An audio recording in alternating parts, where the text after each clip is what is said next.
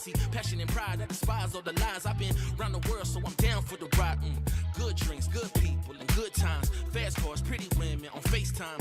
More money, more fun in my life. I'm just chasing my shots with good vibes. Feeling good, feeling great on my time. Won't let a hater block my shine.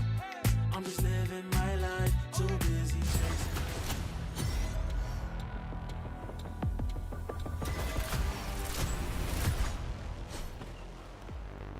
Welcome back, everybody. Yes, we had a 3-mapper on the first match of the day, but of course, we have a second one. I'm Kakuka, and I have a wonderful guest besides Mitch, who is always wonderful. Kara, welcome in. Thank you very much for joining us, even after, you know, how long it was in the defeat. No, thank you. No, yeah, I mean, that's the life. So tell us a little bit about, because we just heard about Mr. Fallen. It was a very intense matchup. I think that especially considering how the second one went. How are you feeling right now after, you know, was it exhaustion what took the best out of you on that last one? Yeah, I mean, we are super tired, of course, and I mean, sad because we should have closed the fracture and won the series, you know. But I mean, yeah, honestly, I don't know what to say right now. I think that is at least from my perspective, that is the takeaway that you should have from today. Foot was probably one of, if not the hardest, one of the hardest opponents in your group, and you could have very well closed that one out. You had a good performance in the fracture. What do you think, Mitch? Well, yeah, I think it's inspiring that at least in your future matchups, you're putting up that good of a performance against Foot. And, you know, you say the hardest, I think it's the second hardest after Liquid, who you've already beaten. So, like we were saying earlier, this is a really good position, I think, for you guys moving forward, but it has to suck. We're looking at fractures, so many close rounds, big clutches needed by both teams. Like, how do you deal with that when you're going into overtime number 5, overtime number 6? Is the game different playing like that versus playing round number 15, for example? Well, I think, honestly, we were not even realizing that, like, yeah, what was going, you know? We were just, like, playing and round after round, like, just say, okay, guys, we got it, next time, you know? And unfortunately, next time never came, but yeah, like we were just like confident that we were doing good and just keep going, whatever, keep going, you know. I think I saw some BO5s that were over quicker than that, so. Yeah, actually, we might as well have. I wanted to ask you as well, because I think we've been talking a lot about Mini and him in the IGL and him just being wonderful. What would you say characterizes him, you know, what defines him as an IGL? I think he's like super calm as like person, so he's not like this type of captain or AGL that will explode and stuff. Yeah. He's like, I'm really surprised honestly because he's like young. He's 18, I think, if I know my teammate well. I think he's like 18, and when he's playing and even how he's acting, he's not like 18, you know. Yeah. So. Yeah. Well, one of your teammates just turned 19 today, right? Today. Click, and of course your birthday is very soon. In Saturday? 2 days, yeah. Yeah, well, happy early birthday to you. Thank you. And I wanted to talk a little bit about sort of coming into some of these games. Last week, for example, Liquid, obviously you have a player on your team who maybe has a bit of a grudge against Liquid, and Mini said, you know, the guys were a bit more focused, a bit more let's smash these guys. And then today, Kamek came in playing maybe even better than in that game. I mean, do you guys have some sort of a grudge? I know now you do, but before the game, did you have a grudge against Foot? Like, well, what was it, the birthday buff? What is it? No, honestly, I mean, we are working like super well recently. We have like good results in play. I mean, we are in a good place and like good mood. And I think we were just like confident that we can win this game and we're gonna win this game. Like, we really entered the match by saying we're gonna win. You know, for us it was like 0 place for the defeat, you know. And yeah, so I mean, we are just like hugging the same page, and we are like really a good like group and like team, you know. Okay. And yeah, I think that we can see it also on the stage. You're getting to have a lot of supporters. To me, I just think that Kamek is entering his reputation era, and I'm absolutely here for it. But let's move on, because as I'm saying, we still have another best of 3, and it is the first Spanish derby that we're going to have in this 2025. It is Team Heretics versus GiantX. Now, 2 different perspectives for this one. For GiantX, this year things are not looking the best. Team Heretics is still, you know, trying to find that form that define their 2024. But going back into the GiantX topic, Mitch, what were your big takeaways from last week's performance? I mean, from a few of the performances recently as well, it was just Tamazi. It's been so hard to see him, I guess, in this role and not perform because I'm so used to seeing him light up the server. And I feel like he's had a tough time when it's come to rocking that Omen. For this squad as well, like when I think about, are they a squad that will contend deep into the tournament, that will push into playoffs? It's sort of on a knife's edge right now, and I don't know which way to go. I think today's game will tell me everything I need to know. But as we saw there, like the vibes have been decent, at least. They seem to be improving from what we can see from the outside. Let's hope there's something to build on there. Yeah, I had a conversation with Cloud after their loss, and I was like, oh, I'm happy that at least even though you lost, it's not like we saw you defeated on stage. You will still supporting each other, having fun with the game, which I think many players have mentioned that is very important. And he just said that they had that conversation of, hey guys, if we're losing, we're losing. There's no point in being negative or bringing each other down because we're not going to, that way we're definitely not going to win. But I love that you were mentioning Tamazi because I think that that has been a pain point throughout, especially last week we saw it, and throughout last year Tamazi was in our mouths, but just speaking and saying very, very nice things. And I think that the numbers speak a little bit for themselves here, Mitch. Yeah, I mean, they very much do. Just take a look at, when you look at controller generally, Omen even isolating, I think it goes down that little bit more. It's not the Tamazi we're used to seeing, your 2023 or 2024. The guy is just dominating. Again, though, the game is taking shape in different ways, and I think GX have got a little bit of getting to know how to breathe in and out of the server. And maybe we can see that turnaround here today. For me, though, they're not a team I'm very confident in right now, which is strange for me to say, looking at someone like Tamazi, and I hope today they can change my mind. What is your opinion on GiantX right now? I mean, for me, if you on the paper they have a good team, and like when you see them, you think that they will do good, and it's like contenders for at least playoff, you know. But yeah, at the moment for them, I mean, they just played one game, so maybe it was just one bad day, and exactly, yeah. We don't even know. Maybe they will destroy Heretics, you know. Ah, maybe they will. Yeah, in my opinion, for me, it's too early to say they will be bad or whatever, you know. Like for me, we just need to see more. I think I agree with what Mitch said. I think tonight we can have maybe a better opinion on them, you know. Okay, a better opinion on them. Yeah. Someone that we have a good opinion on whatsoever, it's Boo, the IGL for Team Heretics, and I had a chance earlier to have a chat with him. I'm now joined by Boo from Team Heretics. Hey Boo, how are you doing? Hello, all good. Ready for the game? Okay, I really hope that you are. Last week, I feel like we wanted to chat to you because this was the first international event that you missed as a team. And I wanted to ask you how the conversation was, because definitely something needed to change or something had gone wrong. So what was the first conversation that you guys had, or what was oriented to? I think the main things we spoke about instantly is how we're not hungry anymore. We're not kind of the same anymore, and like it was just, first step was to acknowledge that it's not right, and then second step was like, you know, talking through what actually was wrong, like what was different, what did we like, what we didn't like, and then third step was fixing it. And third step was? Fixing it. Oh, fixing it, exactly. So how did you manage to fix it? What was the first point of action that you took? Because definitely you're looking way better. So what is the key to this? You know, if everybody thinks, well, some people think that you're back in form. Do you feel like you are? Not yet. Like if we are talking about the best Heretics ever was, we're not there yet, but we're on the way. And I think the main thing we did was we started having fun again in our daily life, in our training routines. That was the main difference that we didn't have in kickoff, where it wasn't like bad or depressing, but it also wasn't very nice. It was like just kind of average, and the result was also average. I see. What are your thoughts on the current meta? Like, do you think that you find your comfort, because we've seen you playing the Waylay, maybe going back into the Neon. So where is everyone in terms of comfort with what they're playing? Because we're also used to a Woods that plays a little bit of everything, but can sometimes be a little bit all over the place.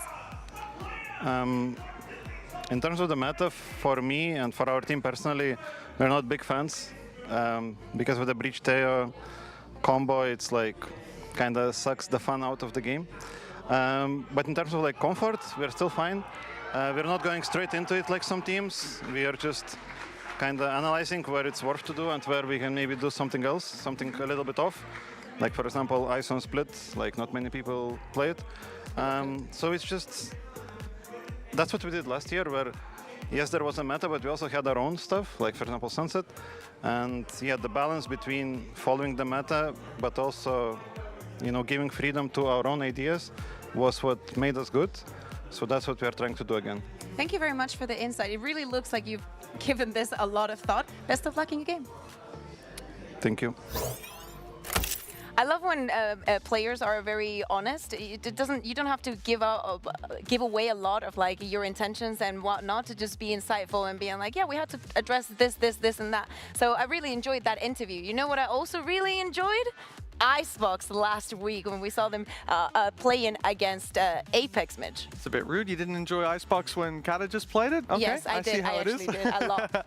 It was a lot of fun. Yeah, so you can see that the pick rates are here as well. Benji and Miniboo are the only ones playing your Neon and your Vice when it comes to Icebox. They had some really cool ideas in how to use that for early aggression with Vice's utility from A onto B. There was a lot of really cool stuff. I believe we've got a telestray that we'll look at just after this, but I wanted to start by asking you, in the game that you just played on Icebox, your opponents didn't pick a Sentinel. Now, obviously looking at this composition, Benji is a Sentinel, not going to be as useful for the mid control.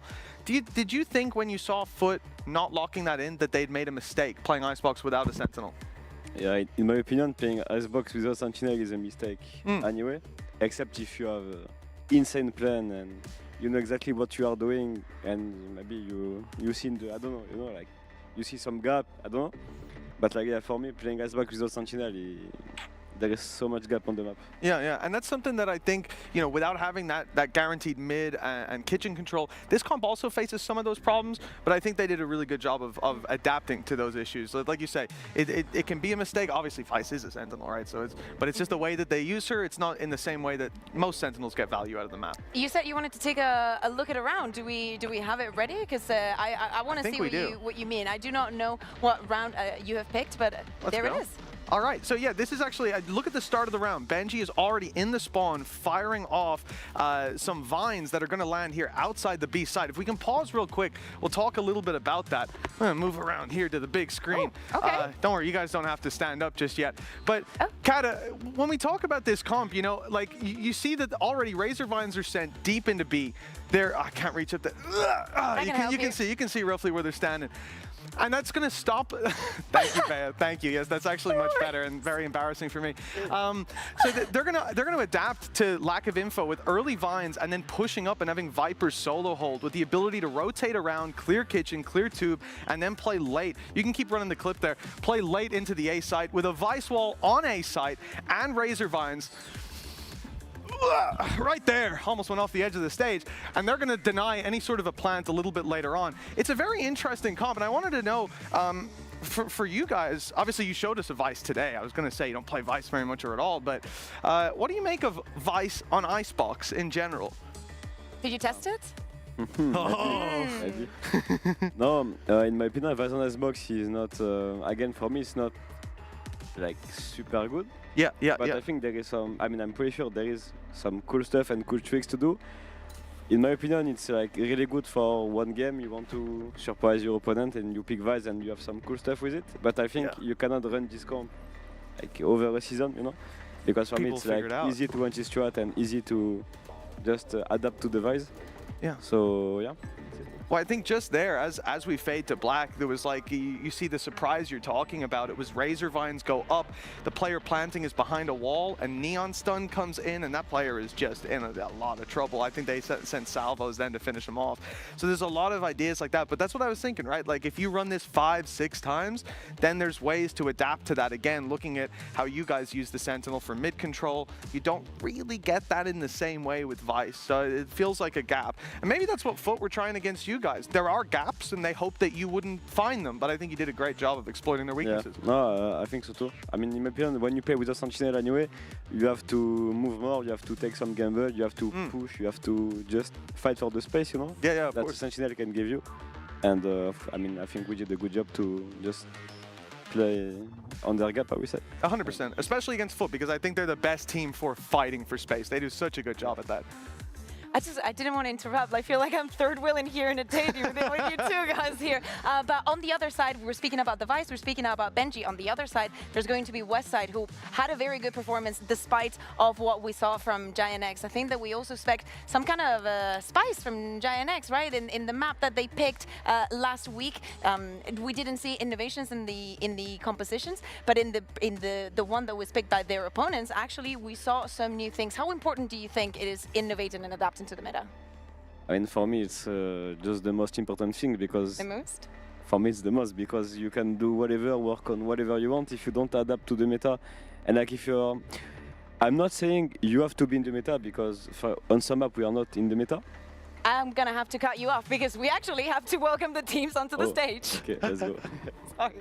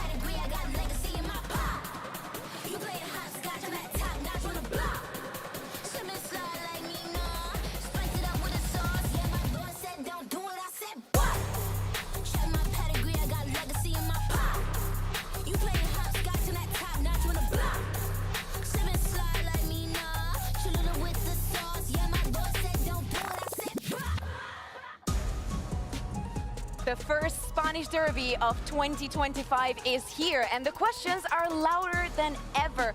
Is Team Heretics really back, and will GiantX be back at all? As we jump into the map, Vito, are we expecting to see any surprises here? Icebox is gone.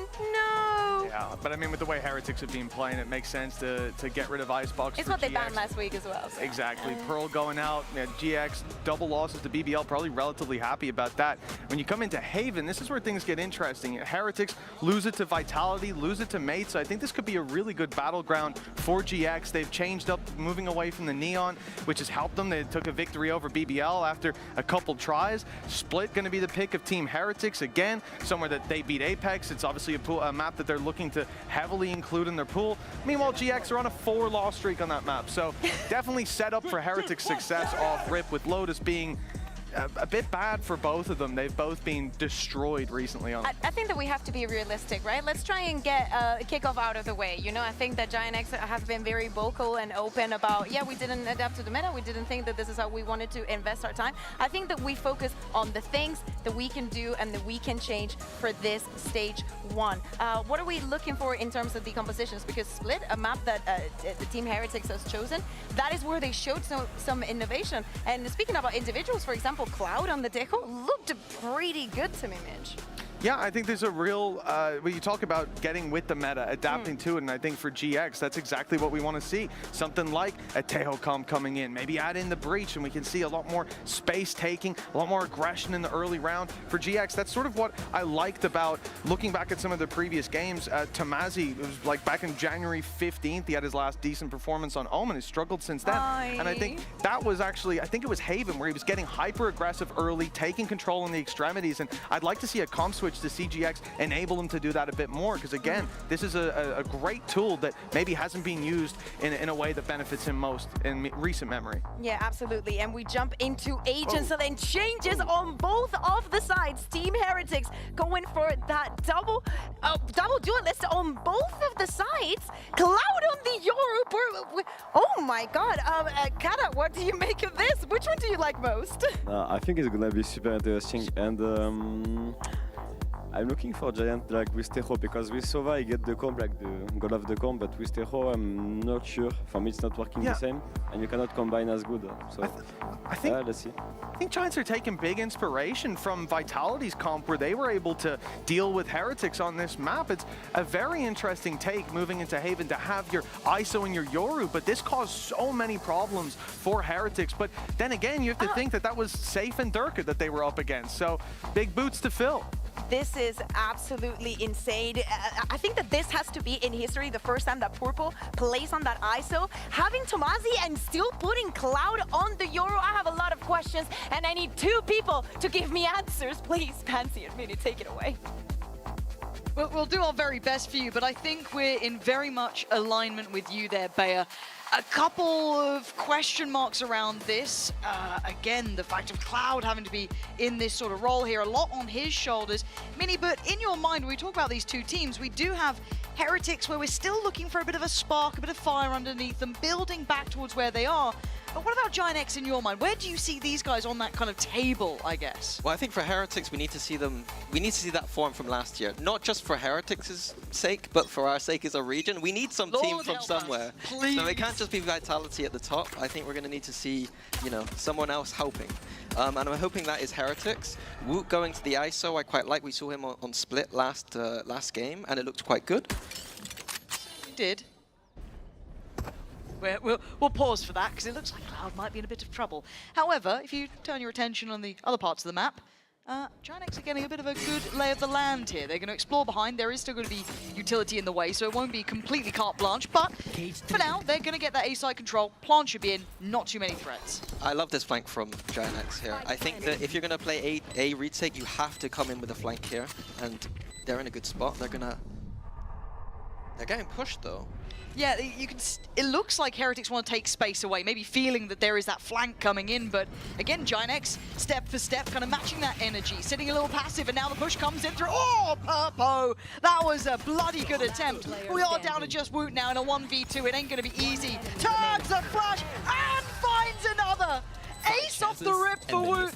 What a belting start. Well, I'm glad we start with Heretics, and I'm bigging up Woot already, and he gets a 5k in the pistol. Not bad. Like, I think that, like I was going to say, that like Woot, in general, I think this year, he's been a bit all over the place with his kind of agents and roles. Yep, absolutely. It seems like the ISO is one of the agents that he's going to be fine on.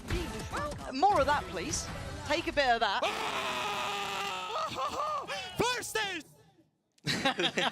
And that's got to mean a lot, though, because, again, when we talk about Heretics, I think that Apex game is heavy in my mind as well, of how close that was, dropping the map there, a bit of a confidence shaker, and in my mind, I want to see Heretics looking more confident.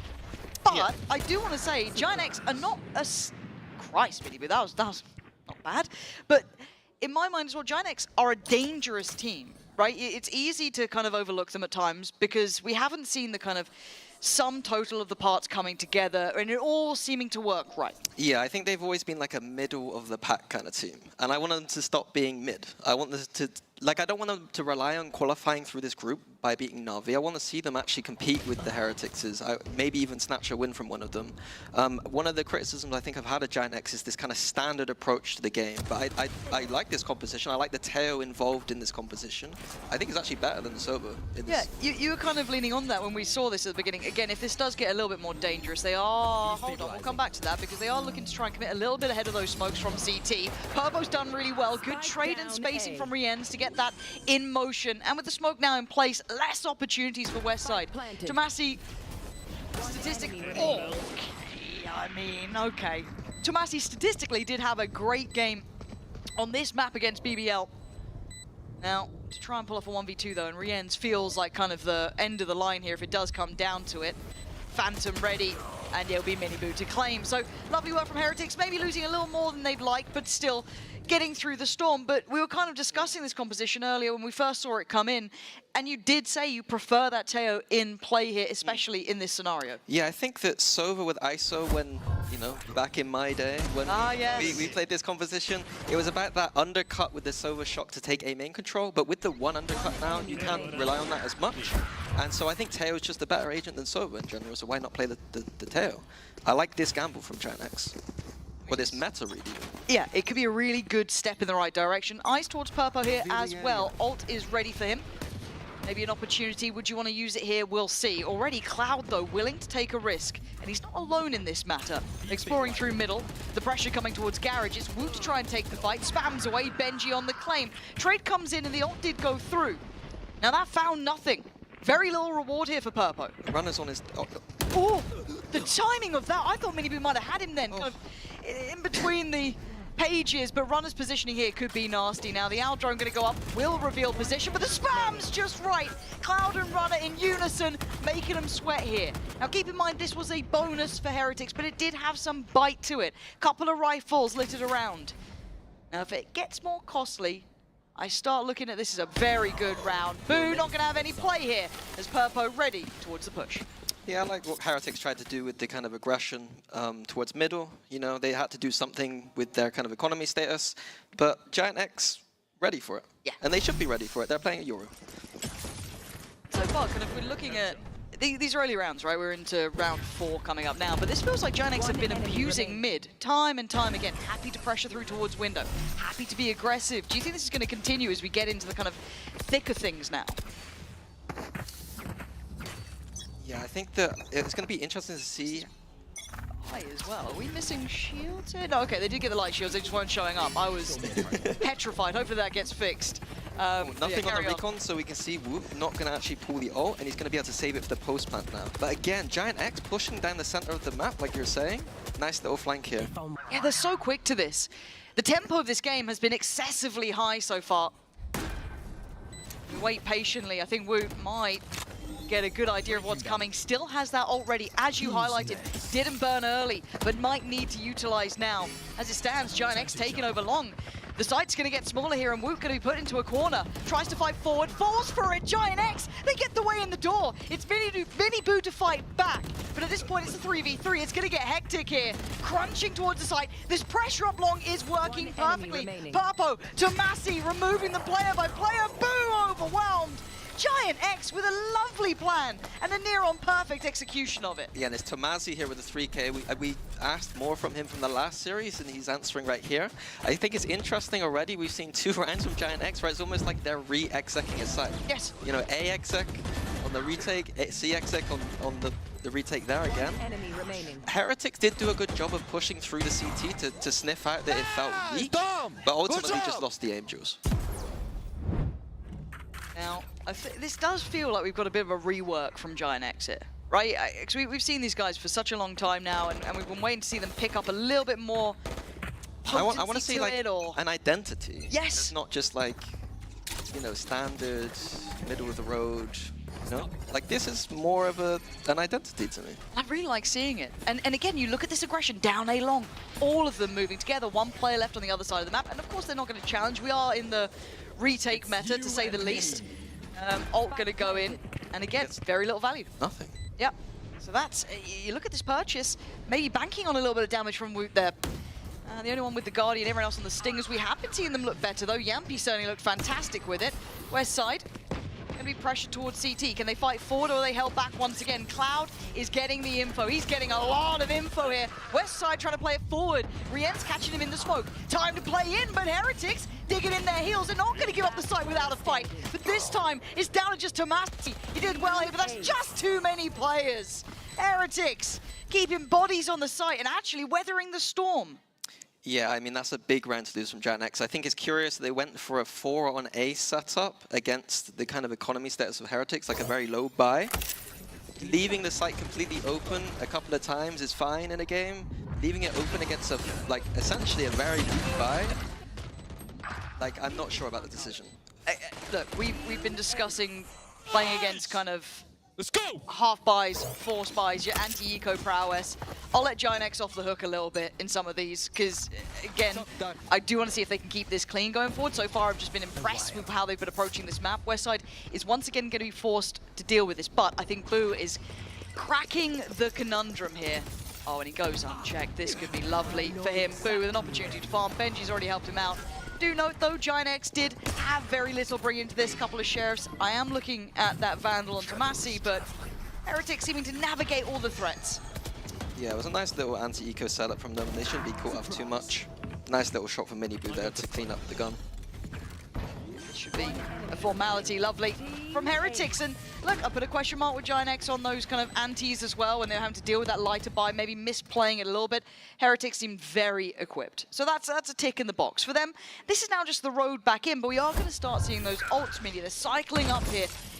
What are we looking for? Are we got something set in mind? Are we expecting a little pocket play? It's been aggression from GiantX, but that can't constantly work. There will be eventually that fall-off point. Yeah, I think it's interesting here. They're going to have to work around the Yoru Sova ult on the Heretic side. Like, it's a very easy combo, mini boo up with the ult, and then Rians can just ult where the Yoru is invisible.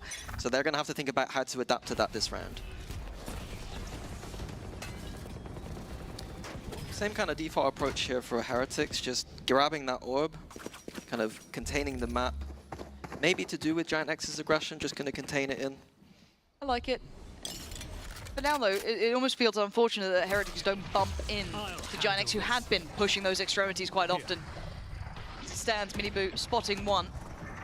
Having a little glance around, clearing through sewer, spots him again, should have the info, and there it is, the combination of the ults we were waiting for, and it's rewarded. Rien's gonna connect towards Cloud. The site is open and available. Do they try and play it back in? They do. Miniboo is here, however, and that smoke near on complementary if they try and play towards Hell. But they're trying to cut through the other side, play it from Graffiti, play towards Quad, but the vision, it's blocked. Doubling up, they fight towards Sewer, and it's gone as a 1-for-1, but it's down to a 4v3. Runner, Tomasi, and Westside trying to hold on, and Wood's having none of it. Westside last one alive, and he's not all that near. Held back by CT. Got the spike. They take their time building those ults back up. 30 seconds left. Spike It's going to be a save from Westside. I think they shouldn't be losing that gun. Valuable. But yeah, Heretics there, nice understanding of how to use that combo. They didn't go into it immediately, so it wasn't fully readable from GiantX. They couldn't stack anywhere. The flooding attempt was nice from GiantX, but 4v5 flooding in with the tail. They lost the tail, which is kind of big. So going forward, I want to see what other layers here from GiantX. We see the timeout coming in. I'm wondering, like, they've shown us some nice things. Okay. But what happens when the pushes stop working, flanks stop working? Well, that's always the fun part, isn't it, right? This is when you get into the nitty-gritty of things and you start really seeing the depth. For GiantX, they looked refreshed. I like the aggression, I like the comps, I like the, you know, the choices coming in. Cloud a little quiet, but that's not the end of the world. It's very early into this series so far, but we like the concept.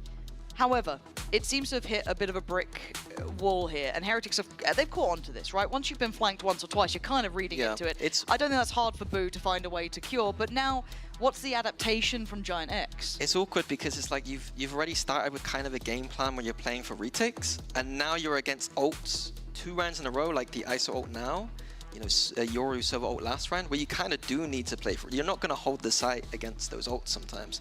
So personally, it's almost like that game plan should have been reversed a little bit, play a bit more standard, and then go for those pushes, retakes later on. So I'll be honest, I don't know what the call is here. Well, that's what we're going to find out, I can imagine. Tricky, as it feels like Heretics are getting stability. Now they're starting to build that comfort. You're starting to see the Outlaw coming out. Good to see that being more and more utilized. I'm happy to see it in effect. Miniboo going to be wielding that. Should we circle the... I'm sure Sliggy's already done it, mate. Oh, He's okay, already, you know, appreciate you, Sliggy. Yep. Shout out to you. Loved the look with Ardis earlier. Probably should be my background. Sliggy with thighs like that. Woof. For now, though, we are on to, what, Sheriff Frenzy, Stinger. Yeah, not much to say for this round. No? Not one for you? You leave this to me? Nah. Thanks, mate. You can have this one. Oh, you treat me so well. I'm joking, I'm joking. We have seen a switch in the Cypher setup. You know, we've seen a switch in the Cypher setup, so if Heretics do go towards this A site, there's a little bit of danger there. They're just trying to build these little trap plays, and they've got 2 in garage, 2 on the A site. Again, I'm liking this kind of proactive approach from GiantX. It's not like they're just sitting still all the time. Bit too proactive, perhaps? Yeah, I mean... If you're Heretics, you've kind of been conditioned into sitting into a passive default, right? And that's a natural reaction to the first couple of rounds of the aggression. Yep. And it just makes it so hard for GiantX to try and pull off these kind of smaller, quirkier plays where they're trying to, you know, find a little pocket to play from. Yeah, like when you play the double draws, you feel like you have to make those kind of plays sometimes, and sometimes you just don't. It happens. Oh, going to be actually utilized on this round. A little surprised, if anything. Wood, though, going to have to try and mark his man, Tomasi, with the stick. Oh, well, it was really exciting for a little while, and then Okay, I think that's 2 in a row. No, it's not. Are you feeling a little bold? I watched Woot lose one to Batu in some VOD I was watching. So I was like, maybe Woot's not good with the ISO ult, was my... It took 2 examples, and Mini's Bro, absolutely you can't go to, like, Alpha's not lost 2 in his whole career, so like Woot's been good on the ISO though, don't get me wrong, but some of those, that ult tech needs some work. His micro and the ults need to work. Crazy you're flaming like this. Bro, if they want to go win the internationals, this is the kind of little details that they need to iron out, you know? Okay, fair play. I mean, Woot is at 11-4, but by Mini's account... He could be better. He could be better. Got it, fair enough. Look, people have wanted the Mini After Dark flame to come out. And it's easier to flame someone when they're 11-4. That is true, you're not punching down. No. That'd be quite hard to find anyone to punch down towards. Boom. I'm sorry. Oh, how did he still... I kind of... Yeah, now you're doing all right, Woo. You're back in the good books. First man advantage as well, so early on. This is huge. Yeah, again, it's the contain. They're just containing this, waiting for GiantX every single time, and GiantX have been punished a lot. Cloud ooping IGL? Not sure, you know. We'll have to see how this goes for the rest of the game, but that's very intensive to play the Euro op. Lovely from Tomasi though. Tomasi, he's finding impact. But do we get put into a retake scenario with that operator in play? You can see how far away Cloud is. He's going to have a long time to come over here. Paranoia is great. Westside will have to rescind away from the site. Actually, does he play it out of the smoke? He does! Great trade, and the stall towards Long gives him some isolated fights. Cloud gets caught though. So hard to clear with that operator, and now the ult going to come in, potentially trying to reveal the intentions of the remainders. But you can already see where the plant's being placed. Yeah, Abu has tried his steps, so he can also go into heaven if he wants to here. Open plan. It's going to be a very difficult puzzle for Westside to solve here. Bet you like Westlife. Westlife. Yeah. What's your favourite? It's James Blunt. The lore behind James Blunt in you is wild. Westside will be slowly working in, but this, you can see the positions. How do you pry them out of here? He can't really get any more information, and he is purely at the mercy of the others. Benji, and now it feels weirdly silent. It didn't get it a half though, so all of that kind of falls away, and we're at 7-2. This, as close as it felt initially, it does feel like it's capitulating, right? GiantX have stalled out a little bit. Their economy's not looking pretty. We haven't found that layer of adaptation. Tomasi, in my mind, again, having a nice little performance here, good impact, but that's nowhere near enough to convert these rounds. I mean, it's the saving grace to Tomasi's performance, but it's frustrating. I'm in a position where I liked some of the early stuff from GiantX, but they're just not winning rounds. And this adaptation from Heretics, just sit back and wait, is been enough. Woot's having a great start to things, though, even though you hate him. Cloud creeping down Long has support here, not on his own. Man, we could do with a round from Cloud. I've been waiting for the, you know, Cloud to finally... Cloud Yoru? No, not the Cloud Yoru. That was not ever something on my mind, but I've always been a fan of Cloud, and it's been waiting for that to really come to the forefront, but I don't feel as though we're getting it here, but I'm always down for a round. But Heretics looking like they're going through all of the crossing the T's, dotting the I's. There's not a corner to play in here. Cloud getting cleared, forced forward by the Owl drone. But someone has backfilled the space here. How diligent are they going to be? Attention trying to be pulled towards Long. They still clear it. Heads up work from Heretics. Not falling for any of these little pocket plays or quirky looks. This all feels too simple for Heretics. Yeah, it's beautiful. And I wonder what they do with this 50 seconds, whether they continue this. How diligent are they going to be? I mean, do they even have on this to back? I feel like you can pressure forward if they've got the util for it. Riens could set this into motion quite nicely. There is always going to be threat here. Oh my god, and Purpo with a reminder. But quickly handled, and Westside should have been seen, he has been. And the options become near on 0 for Tomasi. There's 4 against you, and a plant soon to be had. Spike planted. Bessie's looking for some economy damage here. Not going to get it. And again, as much as you hate him, Woot's had some fantastic first kill impact here. First bloods off the chart. Just... Bullied. It's like bullied on the desk last two days. Who's been bullying you on the desk? All of them. All of them. I did a TikTok. I saw that. Yeah. I did. Is that one with you, Billy and Yinzu? Yeah. How did that make you feel? Emotionally? Damaged. You look more upset now than I've ever seen in like a Fnatic loss. That's stunning. We still have Purpo with his ult here. We do have Tomasi with his, a little bit more passive to engage with, but we need a buffer. GiantX, come on. Needed a bit more from you guys here. This was your choice. This was meant to be your arena. Cloud makes a wild play. And it's Purpo this time. Can he outdo Woot? When it comes to the statistics of these ults, he certainly can. But Woot is still providing value at the same time. Matching kill for kill, taking space, opening up this C site, and do they then take it? Do they walk into the area that he's carved through? But Tomasi has also found a little bit of space. Unfortunate on the angle, Woot was controlling that the entire time. And now really the carpet's rolled out. This strat was crazy. Just Woot solo up, he's just feeling it. Look, if you've got a player on a tear, you're going to let him go. It's you and me. Statistics, here we go, mini lock-in. Come on. Woot, don't make me look. Oh. No, no! I don't want to hear it. My eye test is, I'm a genius. Like, my eye test is so good. And so humble as well, but it was enough to get GiantX in the door. 3 rounds to their name, finally getting back into this off the back of Woot. And the ult that just doesn't seem to land. Yeah, he needs some work. He needs to watch. No, Dereka's ISO ulting is the best. Mention any other player that's not. Wait, Alpha statistically I think has better ISO ults. Mini. But Dereka. Mini. Watch that Mini. tech. Watch that Mini. tech. Give me a player that's not been on Fnatic. They're not. It's good though. Please, I'm meant to be the biased one and you're outdoing me. 3 to 8. Plenty of ults here for GiantX to play with. Again, Runner, do you have shields? I don't know. I'm really hoping it's the UI. I'm uncertain at this point. I feel lied to.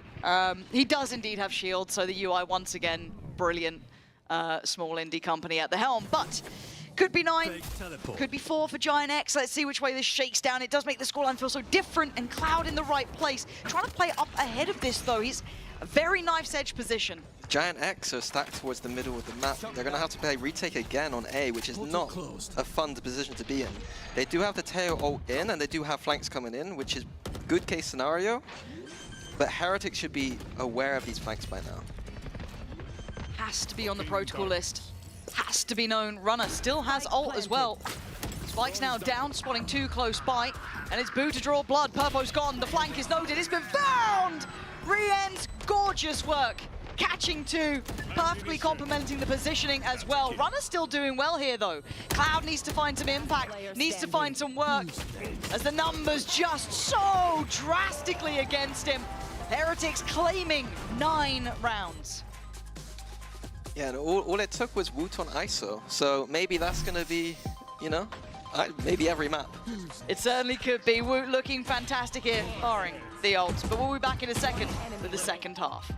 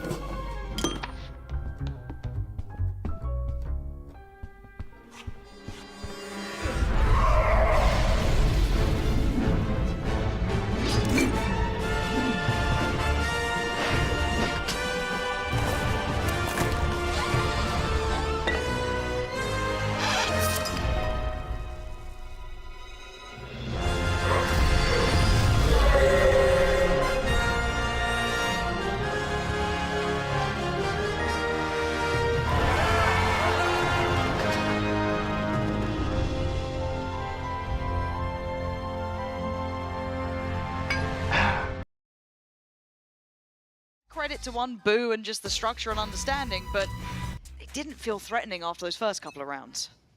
No, I think they're going to have to add some layers to that. But, you know, it is an attack side of the map. That's my only opium here. If GiantX can convert a pistol... It's not even opium, you said opium. Like, I'm sorry, that's my British bottle of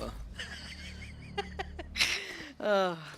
I do think we need like an accent to go on a bit here, because all the other duos have, you know, silly accents. Jesus! What? That's way more mean than me. It's not mean, it's just whimsical. They've got the whimsy accents. I think you need to really lean into your Restolian Wait, but they've got nothing on the flank, and they're no, it'll be fine. It'll totally be fine. They're going to turn around. Oh my God, they are turn gonna around. turn Oh my around. good God, it's still fine though. Boo's gone down, but do they expect more? They've got. Oh, they don't. Please turn around and take a look at this. How did this just occur? We're down to a 2v2, and it's all gone Pete Tong as Westside going to fall as Cloud left alive, and this could have been redemption. This could have been a stepping stone back in. Maybe Cloud can still do it. Time to jump. Spike. Bit of a worrying spot, and Woot left in the 1v1. Well. Just don't think of it as an ult. 30 seconds left. Timing's curious now as well, trying to keep a beat on where Cloud was and keep that internal clock ticking in the right manner.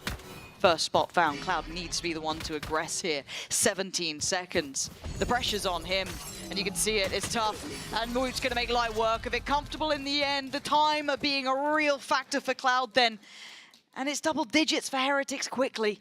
I'm confused. Like, maybe I missed it. Maybe the wire got broke, but how is there nothing? No one reacting? GiantX was setting up some really strange round where they were inserting a Euro into C with some kind of clone. They were doing some really fancy idea, and ultimately beaten by 4 pushing out A because there's nothing on the flank control. Pistol God. It has been determined. Ooh, Pistol God. Very true. Buy is here. GiantX going to have to force around this, right? We've got the Stingers out. We've got a Sheriff there for Runner. Yeah, And must they have got been to make it around. count. You know what I mean? You can't go down 11-3. This is where they're going to try and take their stand. A simplistic approach towards the A site. Heretics are pushed out though, and so GiantX will be favored here in this post, despite the weapon disadvantage. I think they're fine. Stingers have been looking more and more lethal. That's big to get down the shield. That's very true. Runner trying to get the timing right as well. There's really just the paranoia here on the retake. Paranoia can be pretty tasty. When's he going to get burnt? Boo, worried about the flank. Got to be worried about what in front here. Woot's going to find Tomasi, and here we go. Paranoia goes in. Woot doing so well. These Bulldogs making them look like light work, but finally they fight back. But Cloud, again, just overwhelmed the Heretics, making the retakes look comfortable, which they are certainly not. Yeah, I forgot. It's not just paranoia. It's Woot with a shield, and that does That you know, swings things a little swings bit. quite a lot. Okay. God, it's 11-3. That was kind of the redemption arc for GiantX. Now they're kind of screwed. Yeah, it's Say it. oh, it's Say over. it. it's Go for it. There's a comeback. But this is what we want to see from Heretics. It is what we wanted to see. Funny enough, I mean, we were talking about how shaky they looked first Apex, and it didn't feel like a confident side yet.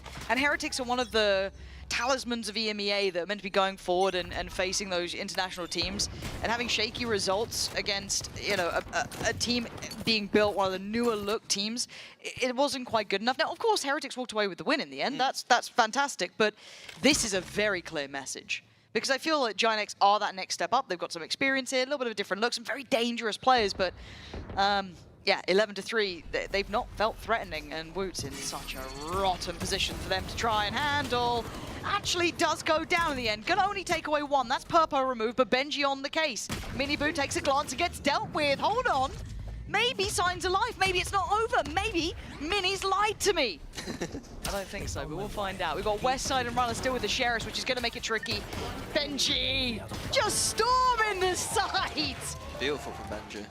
I think that's as well something I want to pick up a little bit, is that Benji during kickoff, I'm not going to beat around the bush, he was not good at all. Like, he wasn't playing to a level that I think is, that he would find acceptable. Because he was so strong. I mean, in my mind, when I think about Benji, he was one of the most impactful players that we had going forward, barring one of your players upon one time, right? Like, I'm not even going to let you have the chance to say it.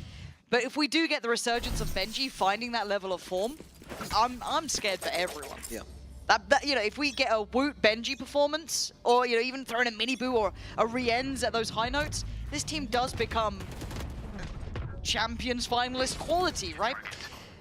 Here might just be the last chance for GiantX to try and get some redemption, really. A little bit of pride maybe on the line. Try and pull off more than 3 rounds.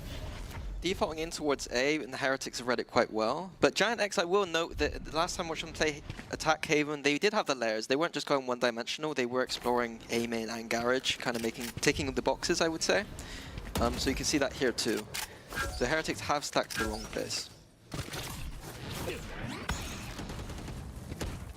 How long do they... Oh. Cover going out.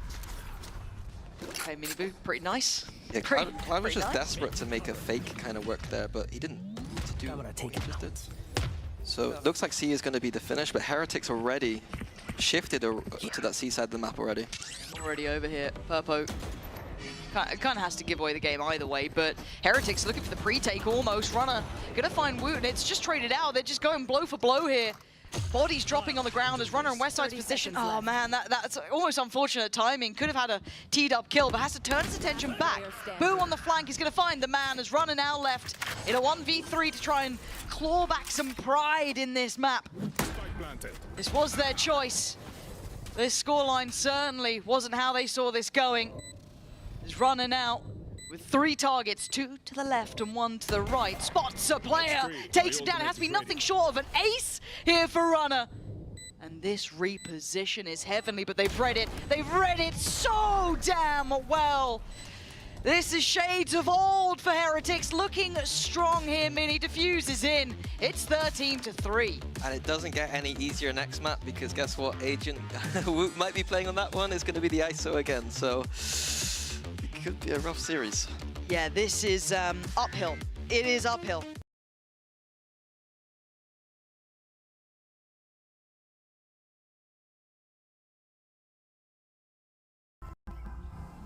I know that music.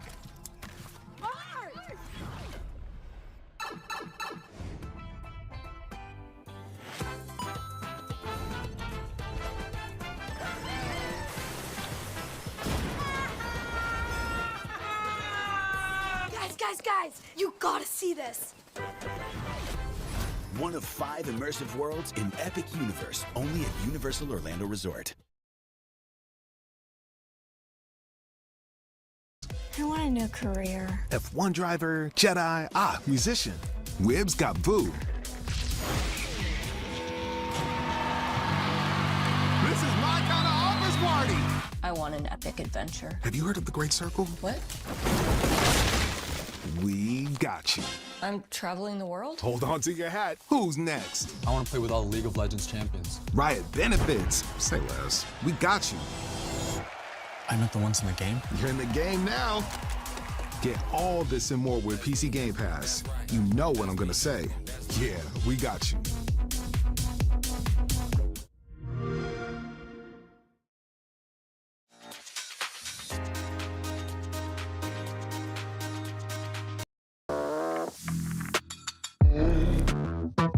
Need the perfect voice for your podcast?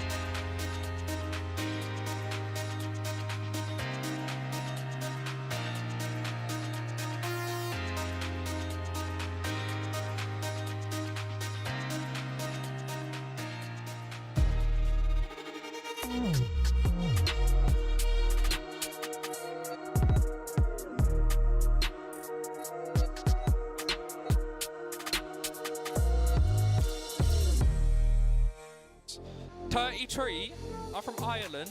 Bench like a toddler. I don't know what day we're playing. I just get told where to go and I play Valorant and that's all I do. So you don't care. Exactly. Cool. You guys are just my business partners. Okay, Mr. Fish. You're my colleagues. Okay, Mr. Fish. Mitch, do you feel personally attacked? Whoa. Okay, I'm gonna stop you right there, okay? That's very offensive. You shouldn't do that. I cannot believe you just did that. We're gonna have words about this later. But you're American, aren't you? Yeah, I am. That's where the accent comes from. Wisconsin. I don't know where that Anyway, anyway, your mic is you're speaking such stupidity, Mitch. We've decided to mute your mic, so I'm afraid. Hell yeah! Look at this. That one. Got an actual mic. But screw this thing. Let me take this off. 13-3, Los Niños are so back. We're seeing here in the first engagements in the plans, everything was working for them, Tom. Yeah, this just looked like an almost steamroll, and I think a lot of it came down to their opponents not having a particularly great comp. Like I didn't really like the fact that they had that lack of a Sova from the composition that ultimately it seemed like they stole, and then they tried to go aggressive, try and get into the face of their opponents, who were just waiting for them and winning every single duel. Again, I didn't get to say it earlier. Benji, mate, we're having words later for that impression. That was messed up. Yeah, at the end of the day, what is going on today? Are we allowing this? I'm 1/8 Irish. We're allowing you on the desk, so we kind of have to. I'm 7/8 angry with you today, Tom. The reality is that's just a GG go next, man. I mean, what Wu was 5-0 in opening duels. Yep. Purple was 1-5. Pretty much tells you the story. Like they tried something new here on GX, and I commend them for it. They looked at a composition that caused problems for their opponent. They took some inspiration from it, and maybe they should have taken a bit more inspiration from it. I think that also this is a little bit of what happened last week. We saw a GiantX that get smashed in their map pick. I do not know if it's more of them losing control and the other team being extremely prepared, but it is definitely a concern moving forward because that double duelist, even though on the side of GiantX did not work, on the side of Team Heretics, Tom, it was beyond explosive. You have those two tools in Miniboo and Woods, and you just send them in. Yeah, that's the thing. I think Woot recently has had some quieter games when he has been playing. Like the KO, I think the first map he played last week was a little bit rough. This from the get-go was just the two of them steamrolling their opponents. I think that's got to be one of the easiest games that Boo has ever called, where he's sending in his little brother and one of the best players in the world. You just go, right then, you go kill everyone and I'll kind of chill in case that doesn't work. I'll win a clutch every once in a while when you guys do eventually fall. It makes things so very easy for them. And the scary thing on the other side, you mentioned the positive that, GX have been quite good at coming back. I feel like Heretics have been a little bit slow to start, and then they blitzed opponents. I think to Gentlemates, for example, lose the first map, win the next one 13-3. So now they have that confidence at their back. I don't know. I think this could be terrifying.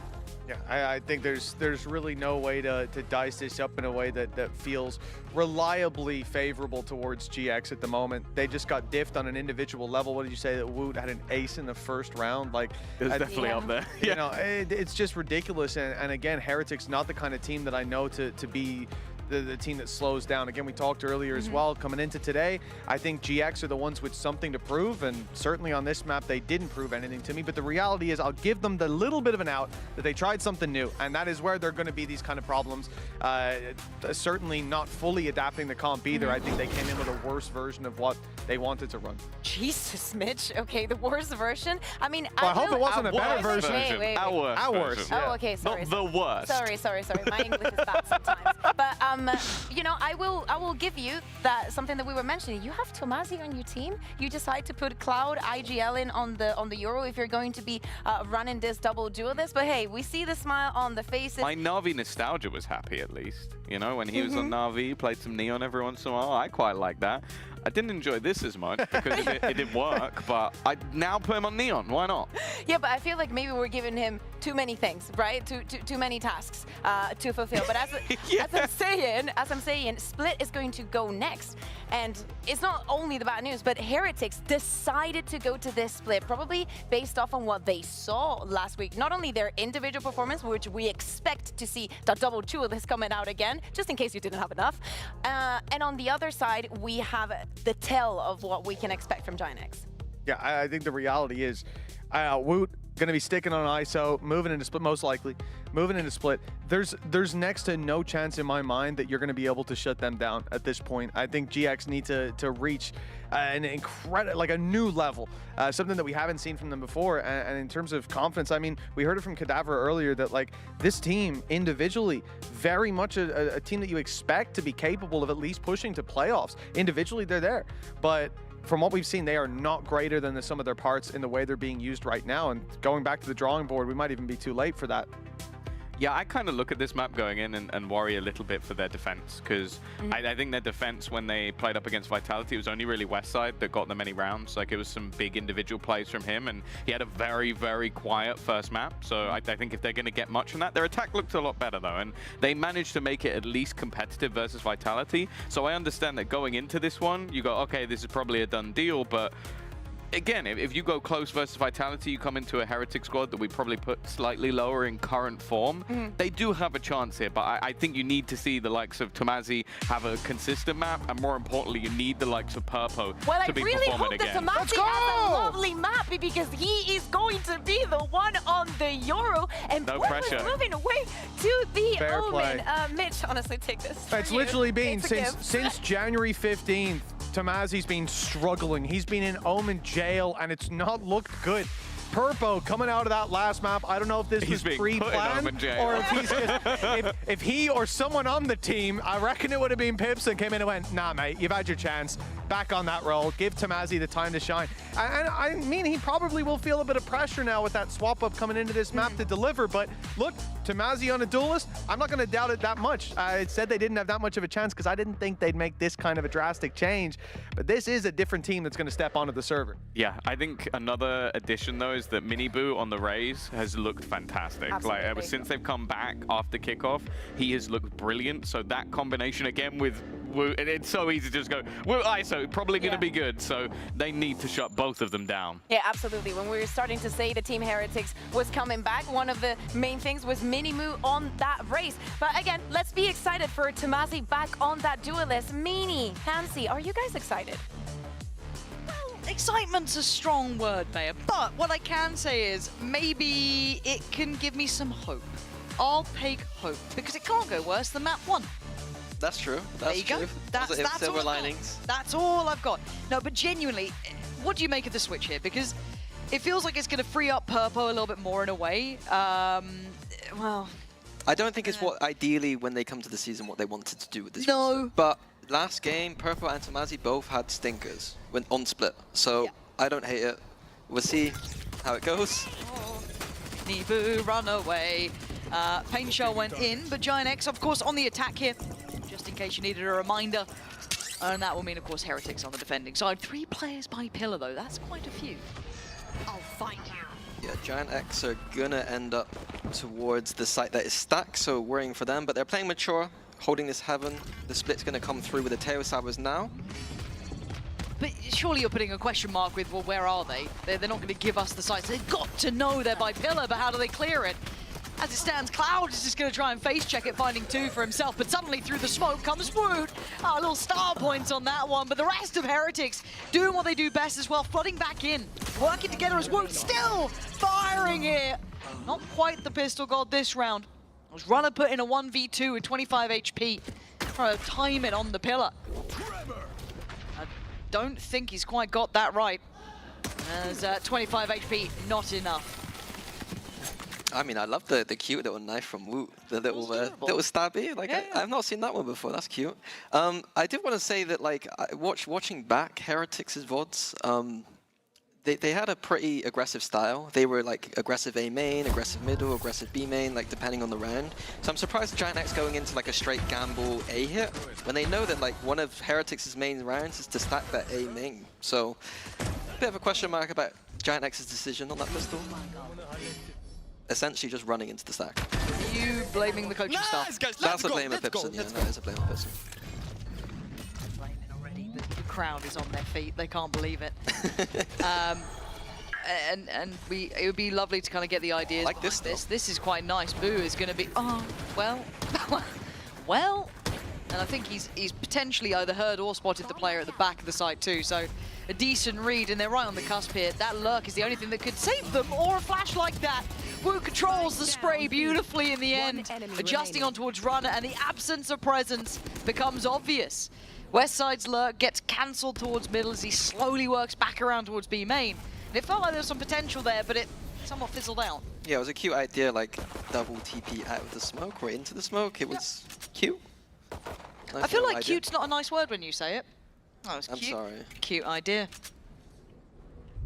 So I get a flashback. Someone else has said that to me before, and I'm... Everything reminds me of her. I mean... Yeah. I'm sorry, bro. I'm putting you into a depressing arc here. West side. 30 seconds I left. mean, face the music, mate. It's time to go. Boo. Gonna grab it. And it's been quite... That wound spray control there. That was beautiful. It was very nice. I blame his ults, but spray control in this game isn't something you see often. No, I do have to like reset my Counter-Strike brain. And like it was labeled there, but even to adjust to the... Yeah, I wasn't going to reference it directly, but it looked like a CS spray. Again, you see GiantX grouping up for this A attack again, but Heretics strong-siding it once again. I just want GiantX to get back into this game, man. It feels like it's been a drought. Tomasi just about avoid that, so no real play up here. As much as it's been a bit of a threat towards ramp, they can't even get up towards the top side of it. Tomasi looking for maybe a way out of this predicament, because Woot's getting curious. Spots a barrel, spots a player. Might work for Woot, can dip away now, doesn't need to overextend. They've exchanged space. But Westside looks like he wants to fight, and that felt individual. This feels fractured.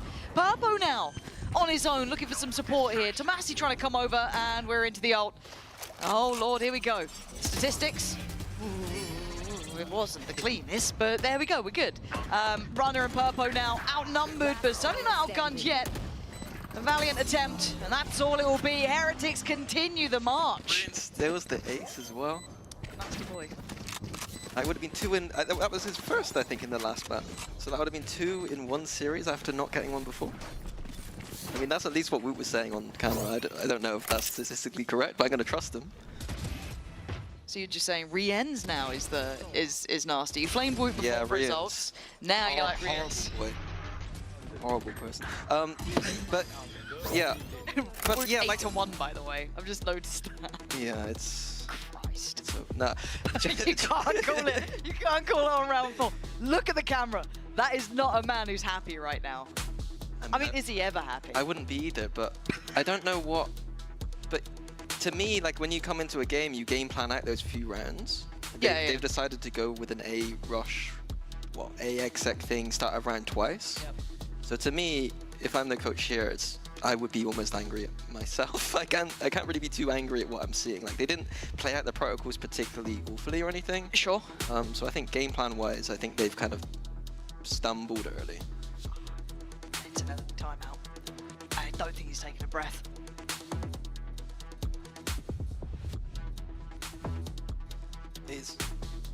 I just want to watch the camera. Literally, there's not much to say. I don't think I've talked that much in a timeout ever. I don't think you've ever talked that much. That's true. That is... Oh, I do feel like I just got berated by a disappointed father. You know, like the sheer disappointment. Thanks. Right. And then the other side, Dad, you told me to do it. That's what I'd say as a player. Dad, you told me to do it. Like, what do you mean? No talking back to your father. Right, 3-0. GiantX obviously suffering financially now. Heretics looking to build upon this, continue their way forward.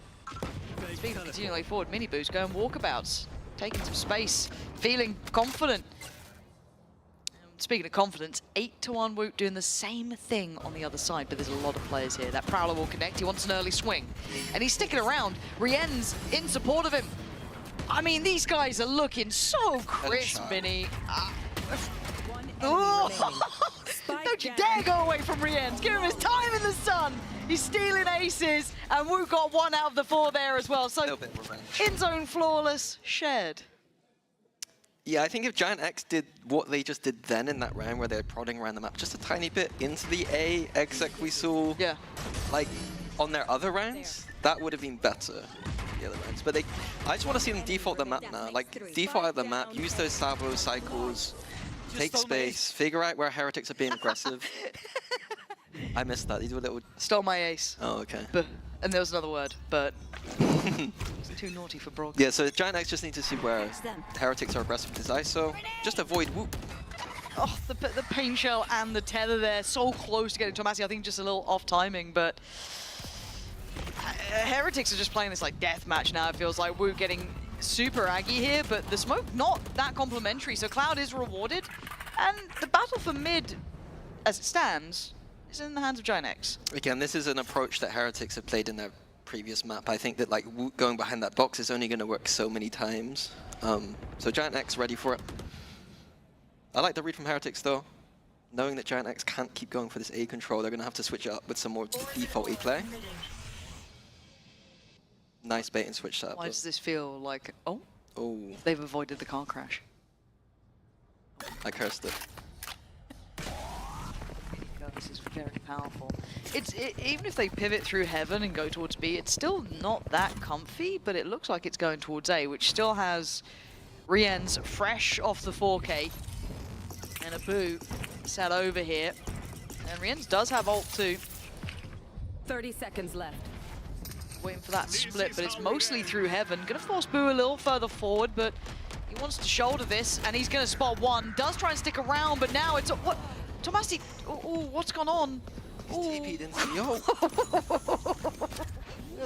Cage trigger. It's not pretty, but it's fine. It's a 2v2. It's the most possible round we've seen so far, it feels like. Miniboo and Benji coming back on over. Still a bit of kit for Miniboo, but on the other side, Runner does have the ult. West side as well, setting up a little bit of util on the site. But West side might be caught by Miniboo in the open here. So I'm interested what Runner's how he's gonna trigger this ult. Oh god! Oh my god! Apparently it's done. Oh, we talked about Benji last map. If he hitting shots like that, Jesus Christ. Ugh. But yeah, the round came back down to Tomasi TPing into his. How good are our EVS team here? Are we gonna? They're that good. Don't you worry about them. Oh, he's not. Oh, he's not happy. He's not happy. I wouldn't be at the scoreline either. One enemy remaining. Oof. I like this. Some vintage Benji looks it. 5-0. You got plans later? Because now you got some free time. I was up early this morning as well, like prepping. Prepping, getting ready. Making sure. Yep. Done more prep than GiantX. I don't know why I'm going nuclear. I'm so oh. Okay, so that's 2 in a row for Tomasi. That's now officially yellow card, I think. He's on the yellow. Yeah, that's a yellow. I mean, I like the composition. Like, you can do those kind of plays where you're kind of breach stunning in, you're kind of salvoing deep, and you use the TP behind. Every angle is just... I almost feel for him, right? It's like, you know, I didn't love that mid look there, but even that, right? Trying to play in towards A, and you've just got not even a high-low, just set up like that. It's rough, and they're going to be feeling the scoreline. Of course, that timeout was not a comfortable one, right? And Boo's just checked that smoke. He knows no one's gone in, so it feels baity at best. The next two players are comfortable towards Heaven. The timing now causing Miniboo to look away for a moment. Woot now needs to be careful. Is alone. The crossfire has been dismantled. Paranoia comes in, does not quite go how it wants. Miniboo outdone by Cloud. Maybe correcting the ship slightly and maybe not. No, can't clear Boo backside. And they knew where Purpo was earlier. Last man standing would have to go nuclear himself. It's not going to happen. Boo. Solid in his work. And GiantX just not putting up much of a fight yet. Yeah, look like GiantX. I think there's a tiny little layer to the protocol of their mid take that they need to add, and it's simply wait for the Viper Orb to go down. Yeah. If they wait for the Viper Orb to go down and then trigger that kind of aggressive salvo stun, the other players can support Tamazi and is not in the middle of the open by himself. Yeah. So maybe not yellow card Tamazi, maybe yellow card GiantX. Got it. Yeah. So you're actually carding the entire team. The entire team, yes. I'll get you a yellow card. We'll get a red, yellow. Yeah, really do it up. Might push our prop budget out of limits. You're going after everyone. I'm casting a 6-0 here, mate. I need something. GiantX, give me something. Tomasi, show me a little bit of something here. 1-6 ain't it so far? And I like this guy. The thing is, I like this GiantX team. That's the mad part. I think they have so much potential. So many of these individuals are nuts. It just feels like we can't get them on the same page. Benji, challenged. Holding towards heaven. GiantX given a little bit of room to work in middle, but all of the ways forward is still being held. Yeah, Heretics quite comfortable. They've got information outside of A, and now Woot's just got his eyes on vents, so not too uncomfortable position for Heretics here. Many boo. They're being challenged, trying to be stalled out with at least the pain shell. They've used a lot to try and fight towards heaven. This crunch towards B's coming in. 3 players still posted here from Heretics as GiantX are knocking on the door. Got to get that timing right, get that spacing right, get the trades right. And Mini Boo just waiting down below, unthreatened, unfazed, and untouched with an end zone flawless. Yeah, it's crazy in that mid-round Mini Boo with a couple of whiffs, and then if they're right next to him, it's fine. Just the no-scopes coming out. Yeah, the site hold on B looks strong for Heretics. I feel like Boo is always, he's 10-2. I feel like he's always just good on this B split site. Yeah. This back. Double timeout, 1/2. Yeah, it's not good. No. Give me the coach cam.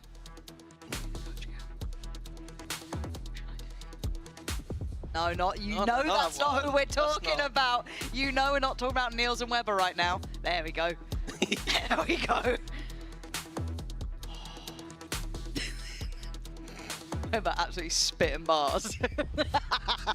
The difference he had a good little rhythm there. Yeah. That's something to it. We got ults. We got all sorts here for GiantX. We're gonna buy. Yeah, let's actually look. Your ult, well. One ult. One. I got a little excited because I saw 3 symbols. The Omen ult is quite good on this map. Do something the with back of B site, but Boo has been a monster on that site, so I don't know if I want to Omen ult into that back site. I think GiantX last time ran a kind of default into the traditional Yoru ult B split. I'm gonna say Fnatic B split because it is a Fnatic strat, but. So I expect to see Yoru running through Malroom and a B finisher. Maybe the Omen ult on top into the backside. I feel like if you see what they might be doing coming, I'd imagine Heretics might as well. Maybe. I'll handle this. Doesn't look like it though. Oh, apparently. Niels and Weber. Yeah. Ain't no mini. Get on my level. Like I'm casting, I'm not even coaching. I quite like this from Tomasi though, but Woot's here. Woot was behind you. Oh dear. Oh, okay, finally a fight back. Woot didn't just manage to magically kill 3. This is actually player advantage towards GiantX. This could be the one. I mean, Rien's is just about everyone else, and the TP coming in. They don't know about it. They can't hear it. Boo! Surprise! He's right behind you! It was perfect! The coordination, the ideas, everything. And you've just watched poetry in motion as Runner is left. The tail between his legs. Oh, mate. I've never wanted a player to win a round so much. Are you banking on Runner here? I'm not banking on it, but I want him to. Please. Boo's having a look though, isn't he? Boo's looking at it. He's gone, yes, he's been walkabouts for some time. Where's he off to? 30 seconds left. Okay, Runner, we're going a little CT. Oh. I'm seeing Rien's get curious though. But Runner hits that. No, he doesn't. No, he doesn't. Jesus. Oh. Wept. I mean... They couldn't have had a better start. No, it was perfect. It was like, finally, redemption is here. No. Hell of a clip from Boo, though. Yeah, that was pretty good, wasn't it? To be fair, as a caster, sometimes you do see these moments, you're like, yeah, he's going to do something nuts here, isn't he? And it's just like, yep.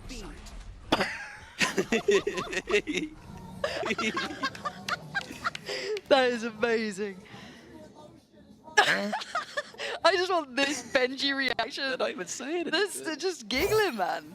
Is this what it's like to feel happiness? Would not know. Yeah, same. I like the GiantX. 3 rounds, map 1. No rounds here yet. It's back to this A approach, but Heretics again? They just know. They're so unfussed. They've just watched Boo literally appear from behind them like some, you know, something out of a nightmare. They're like, well, why am I afraid? I'm fine. Shouldering up on this one, being held back towards heaven. The flash for Runner. Trying to bank on this working, but Mini Boo is just farming. Gets away, no trade potential. Purpo and Runner left trying to walk through the corpses of their teammates. Back aside, he's still on the case. Mini Boo, he fancies a clip as well. Purpo now in a 1v4. This is hard to witness. Good luck, Purpo. Rooting for your chief. Nice try. When do we well, go home soon. The 13-0. You don't say, okay. You don't say it out loud. That's a yellow card for you then. I'm sorry. That's okay. a yellow. Yes, Straight boss. on a yellow. What's red? Oh, I honestly, I don't even want to let you know about it.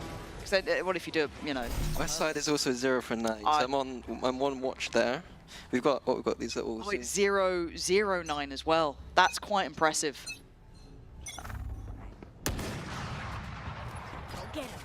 0-10. Yeah. And then, like, as much as like this is hard to watch, like Heretics are playing incredibly well, and in reality, GiantX just don't look on the same page. This doesn't look like a team who's ready to challenge Heretics here, who look a bit revitalized. Because we were very critical. I'm not saying very critical. I was critical of Heretics when I see them looking a little bit slow at the start, a little bit shaky when it came to at least their game against Apex, right? I think a lot of us were a little bit worried about their form, especially from kickoff. You know, and fair worries. No, Seeing this is like a cure to all my woes. Now, it's not only Heretics doing well, there are issues aplenty. Yes. But the fact that we said at the start, it'd be good to see Heretics play to their caliber. I want to see GiantX look revitalized. We saw a little bit of that in moments, but right now they look untouchable. Benji's farming. Yeah, you play the hand you're dealt. If you're dealt this hand, like, they can't play against it any better. Nope.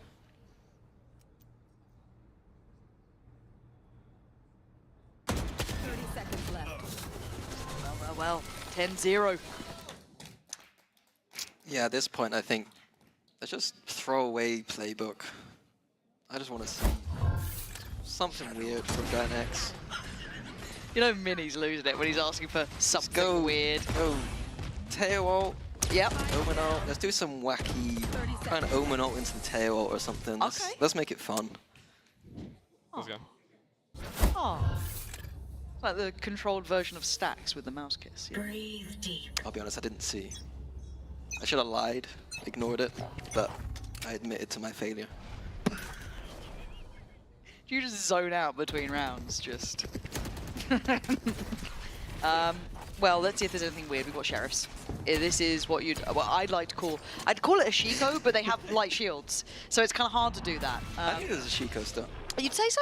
Shiko time, yeah. Well, but kind of means Sheriff Eco, but I get. You know what? We're calling it a Shiko. Maybe this is what they need. Oh, Boo. Spotting at least one. Does he note the second? Maybe. Purpo's slipping that way. Yeah, Purpo's a little bit ahead. Maybe they can work around that. Oh god, he's just gonna get caught by. Oh, hello. Oh, that's what I want to see. Show me some of that fire there, Purpo. The guy can hit these sort of shots. The paranoia is good. Benji, he's still alive. Slippery to get back into the ult there. And having the tail alive as well. Tail has the ult. Gonna get the salvos too. Good post plant here from GiantX. he's starting to get better at these ults here. He's heard me. He has. He's not happy with what you've been saying. There we go. Where are we off to now? Got to go quite far here. Chooses to go forwards rather than backwards. And we might just see GiantX finally getting into... Oh, no. Benji. Relax, Cloud. Gets him across the line in a pace-safe card, Thrifty. A lifeline here, the first. And it comes at round 11. Yeah, heroics there from Purple. Just slipping the net, not being seen, and then beautiful shots. This was lovely. To be 10-0 down and still hit a few shots like that. It's nice. Fair enough. But the mad part is, though, and I feel like this is a weak example of it, but these players with GiantX are exceptionally good. Let's go. Like, they are really, really solid. Cloud's name's been in the conversation for years, same with Purple, all of these players. Tomasi, what he can do when when it gets going, when things go right. Stands for now. We haven't quite seen that align here, but just glimmers of it. As they do once again vie for that mid control. Yeah, they're able to get mid, at least events. I want to see what GiantX's layers are here. They haven't been able, we haven't seen them go to layers yet because they've just been shut down most of the time. But what are the layers when they do have control of the main part of the map? It looks like straight into event split. Yeah. They've chosen correctly, like it's the weaker side of the map. I like this little tail drone, it's cute. Cute again. Oh, that's really good word. Told you. Did he spray on this? The paranoia is nice. And Rien's just got... I didn't even see that. I must have missed that on the UI, but Boo's been cleared. Okay, this is looking better, but they still got to get past Rien's on an operator. Oh, just a pixel shown is enough here. Expects the TV. Oh, my God. You can't deal with this guy. Goes for another weapon. Tried to cycle through all three, playing gun game. Now we're down to a 2v2, though. Plant's going to be coming in. I don't know if that gets denied here. Don't think the paint shell's quite there. No. So now Mini Boo and Wu trying to work it back through. Runner on the other side, and as is West side. Runner's got that operator locked in on Heaven. He's just clearing through CT together. They're gonna have the wall from Woot. Interested to see how they use this. Whether it's a scout through elbow. Found my one. Side. Set up Runner maybe here. Nice from Runner, and West side gonna find Woot. 2 rounds in the end for GiantX. It feels like a consolation prize, but at this point, you take what you can get. This has been a rough road for them in this half so far. Yeah, I want to see it just a little bit. I don't want to see this be a blowout. I want to see a little bit back now from GiantX. What can they do in this other half? That's what we're going to find out. We'll be back in just a moment. Spike down A. 30 seconds left.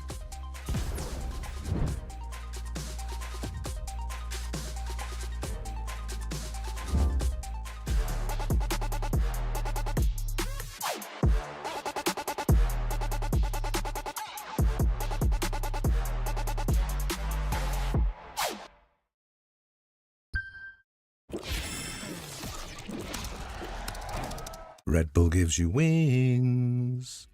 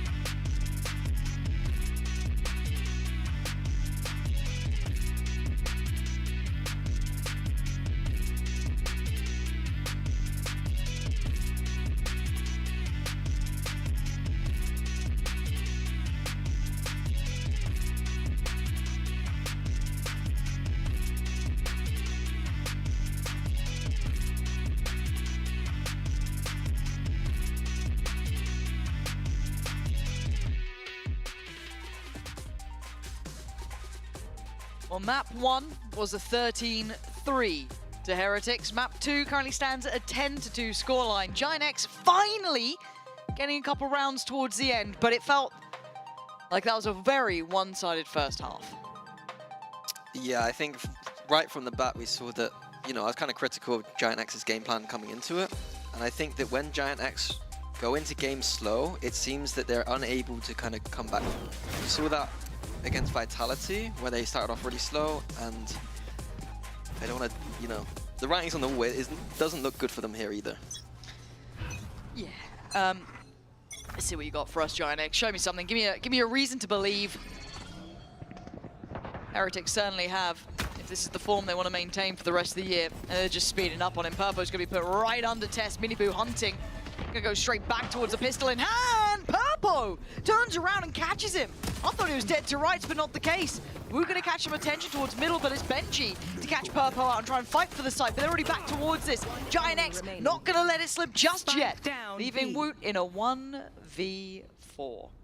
Now, do you get any 1v1s? If you're GiantX, you're hoping he doesn't. Spike's pretty far away. He's got a lot of people to get through and a lot of crossfires to break. But West side a little low. So Massey not sitting perfect. And there it is. Cloud the one to get it. And GiantX take the first step in the second half. Yeah, I think that was beautiful from Purpo. I was a bit worried for a second because he doesn't have the experience playing the Omen on that B site like Boo does, but played well, got the kill, stalled well long enough for Westside to come in and get some nice kills. I do want to highlight Heretics though. There's some, I wasn't able to do it on Haven, but there's some nice ideas they have with this kind of composition. Bro, I don't know, I just killed full blind the guy, a triple click shot. It's not a composition where you can take map control easily because you have ISO and Raze. Yep. Like it's not, so like they do a lot of good pushing and pulling. So, and the other thing they do quite well is they have this like Woot go by himself and distract thing, which we saw on Haven with the C-Long.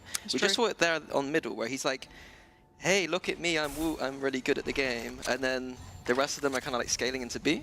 Okay. So a couple of like Heretics, like, I would call it like their own identity. Yeah. You know what A little plays that they bring out once in a while. Westside gonna get a good amount of information, try and spam away, get a shot through the Viper wall. Not gonna get much of that. Cloud gonna see everything though. They know they're coming now. Tomasi, you gotta be careful, could be overwhelmed here. And they're just eyeing up Cloud instead. Ignoring Tomasi and diving straight down towards those vents, but it's mostly kept in hand. Tomasi got to still be a little bit careful, but he's feeling confident. Trying to play in Boo, who's going to do the damage, but it's just down to Boo. And GiantX make it through this with 3 standing. Hold on. Yeah, big bonus round from now GiantX. Like usually you're, you know, this kind of round, usually you're like, yeah, it's just a bonus round, but it's they need rounds. Yeah. If they can convert this, there's a glimmer of belief. This is enough to make you believe. If they convert this round, this one, there is a very small amount. It's percentage. It's not. What are we talking? Yeah, what are we talking? 10. But you're bringing it up on a 10% chance. That's madness. Goes up to 10. Okay. So yeah, bonus round in play. Let's see what GiantX do with this. And it looks like proactivity is the name of the game once again. Benji. Pedal super far. Gets shoulder check. Perfect. Down low. And they look to react in middle as well. Look at this positioning from Cloud. It's so nearby. Oh, no. Miniboo caught him. Cloud goes down. I thought that could have worked, but it's runner to fight back. Takes away Miniboo too. So now if you look at things, GiantX have the lay of the land. Wait, Rienz comes out of the flash, still standing, still fighting. This is turning into a brawl. And Purpo's walking middle as well. Trying to backfill that space taken away as they convene towards the B site. His duelist instincts coming in. That's right as well, but Boo. Something working in his brain there. Didn't like it. Someone said it's A. Who said that? Someone wrong. Who's been lying? Who thought they heard us step through to a... This is weird. Heretics like, well, they're going to be here, boys. 30 Careful. seconds left. No. No? You're good. Yeah. Full sight exec, all good. Oh, that's... Yeah, tough retake for West Ham Yeah. now. They don't have No paranoia. No camera to... Well, they got a camera, but it's not checking the site. 10 seconds left. Benji gonna have to move. Oh, he didn't get away in time. That was nice. Okay. They brought it back down to an even footing, which we take those. Couple smokes for Purpo. This from Boo. Feels like it's all on this, really, doesn't it? Ah, he's just called off West side. Didn't think about it. And Purpo now spotted. Wu can now play to the time. Leave Purpo to make all the steps, make all the moves. The cross could be what she doesn't know. Purpo trying to be singular in his focus. Fighting forward, but the time starting to tick and he knows it. Too many potential problems. A tap on the spike and the attention drawn. Wu toying with his dinner. Time running too low as Boot. Gonna break their hearts. Take away that 10% chance. Yeah, there just looks like there are no weak links on Heretics right now. Like, at times, you know, this year, even times last year, like, not every single player, every single moment is firing. And that's fine, normally, but... It's looking good. Yep. GiantX's side, I like the start of round aggression, using the Yoru pushing through A main. It's, you know, sometimes you see other teams, attack teams then react to B, but we have a Yoru that can TP away. There's nice stuff that GiantX are trying, especially in these early rounds. And again, in a traditional game, if the scoreline wasn't 11-4, that would be good damage in a bonus round. That would be fine. Like, you'd walk away with that pretty happy, but at 11-4, we do ask a bigger question if you want to go for the win, which is obviously what they'd quite like to do. So it gets trickier to hold them to the same metrics. Heretics going for, what's their most common default in the last match? Kind of working towards mid one ramp at the same time, kind of creating a pincer towards the ramp. And there's still players here though, right? Like, this is still not easy for Heretics. Westside would need a big amount of impact on this though. They are focused towards CT. A labored fight wins out for him in the end, but he takes a lot of damage. And Miniboo just sprays through and catches him, leaving it down to Runner and Purpo. They're trying to pick up the pieces. And Purpo's done well, strides down ramp and takes away Benji. Miniboo's position feels like a checkmate, and it is. Purpo dead and Miniboo on an absolute tear here. Oh, wait, hold on. He's made a meal of it. Runner keeping him alive. A bit of a fumble from Miniboo. GiantX will take those. Oh, you take them every day of the week. Yep.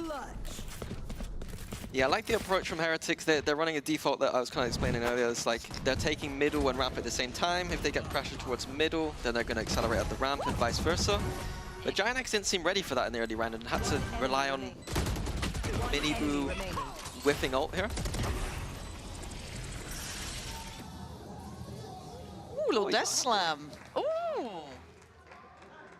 I love a death slam. Red Bull clutch, that one. It's interesting to see someone death slam on 11-5. But the CSGO frogs told me that we're not allowed to have emotions, do death slamming and stuff like that. Only cool people like Nico do it. Talking about your ex again.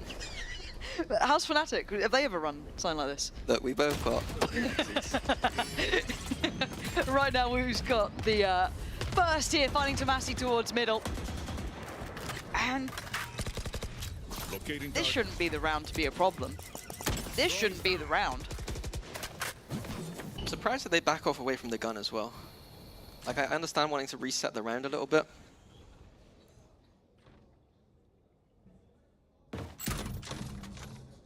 But Woot with a Vandal might be enough.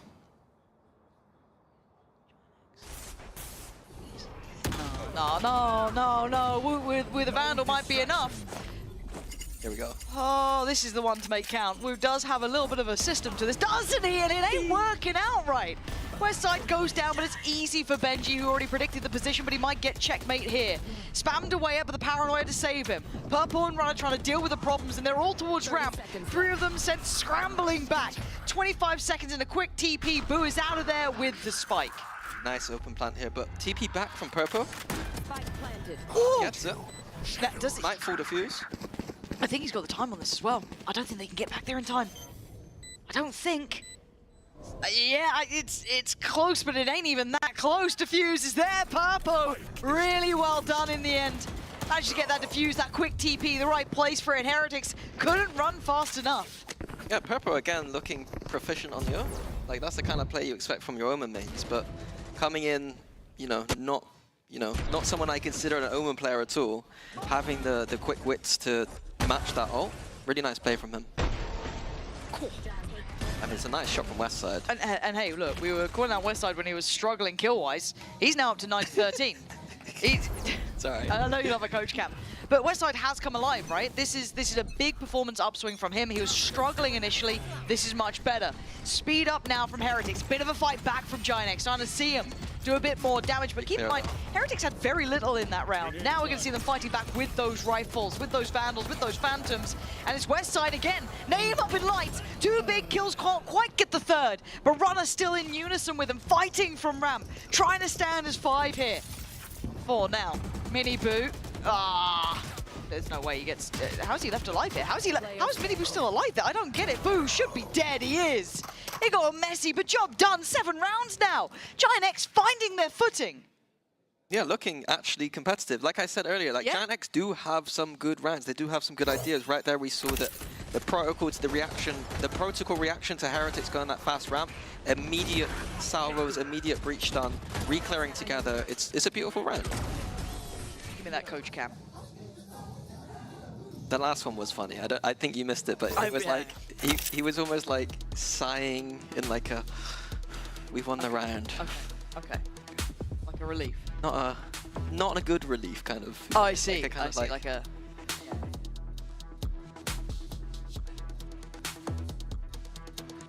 It's calmer, much calmer. It's calmer, yeah. Weber not so much. He's leading it in. Lots of Weber talk. I know that Neil has an unfortunate injury today, so that might be part of the reason why he's not talking as much. On his knee? Yeah, he's got an injury on his leg, so might not be match fit today for the... He's not match fit? No. Weber's taking over. He does look a little bit down here. Hope he's all right. I think a coach is good when they can get...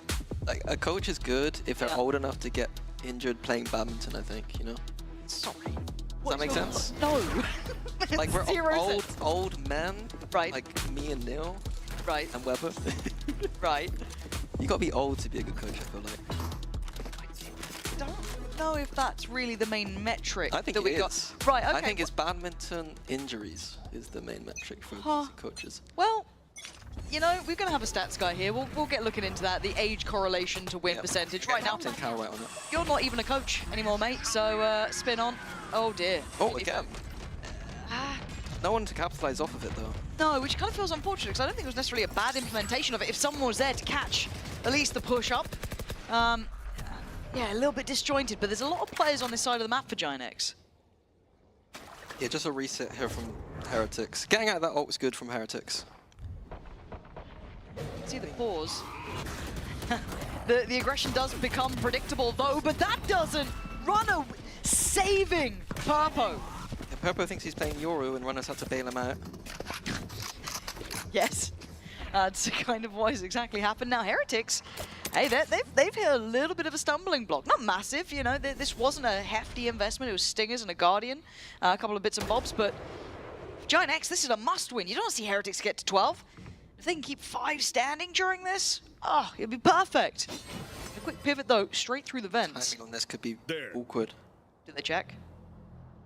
30 seconds left. Oh. Oh, Blair witching into the corner. Doesn't go well for him. Miniboo and Rienz, though, left to try and navigate what's around them, but they've lost so much control of this map, it's very hard to find a foot forward that feels safe, and you can see the gaps closing around the map here. Purpo creeping behind, just missing them by a second. Now the plant. Oh, Rienz, that was bold. And he might just be denied here. He might be dead, honestly. Miniboo trying to save him, though, and it's just not going to happen. Cloud's utility does the job towards Rienz, and GiantX, another step now. Yeah, great from GiantX. This is, though, for Heretics, it's all well and good when you're winning, but, like, I want to see them now behind This is what like, what's their mental state? Because I think they are a team that sometimes... when they are a little bit behind or things aren't going so well, that they can kind of, the mental can come down a little. Good job, boys. Let's go. So this is a great time for them to show that, they can bounce back from resilience, right? Because, again, if you're looking at Heretics here, you're going to be seeing them against, if all goes right, big opponents, international opponents that will bring you close competitive games. And this half has been absolutely flying the flag of GiantX. Tomasi maybe looking for the crunch here with the paranoia. Not got much here. Benji, incredibly passive, knowing what was going on, the right call. But at the same time, you look on the other side of the map, Miniboo trying to burst through heaven. This time gets it. West side falls. The B site now looks so open. repositioning. And Boo as well. They're so close in Heaven trying to take a fight, but they both get cleared big from GiantX. 3v3, still some util to work back in with. Gonna send in the drone, try and clear close. That's good. Tick in the box. Pre-fight comes in as Purpo tearing him apart. Just Miniboo now in a 1v2. Like this low reposition though, he's gonna hear this. You need 4 in this round. The time's on his side. Don't this at all. Certainly don't, but they're still checking. They're still looking! Ew. Very heads up work there. The silence becoming so loud. And another step back for GiantX. 9 rounds now.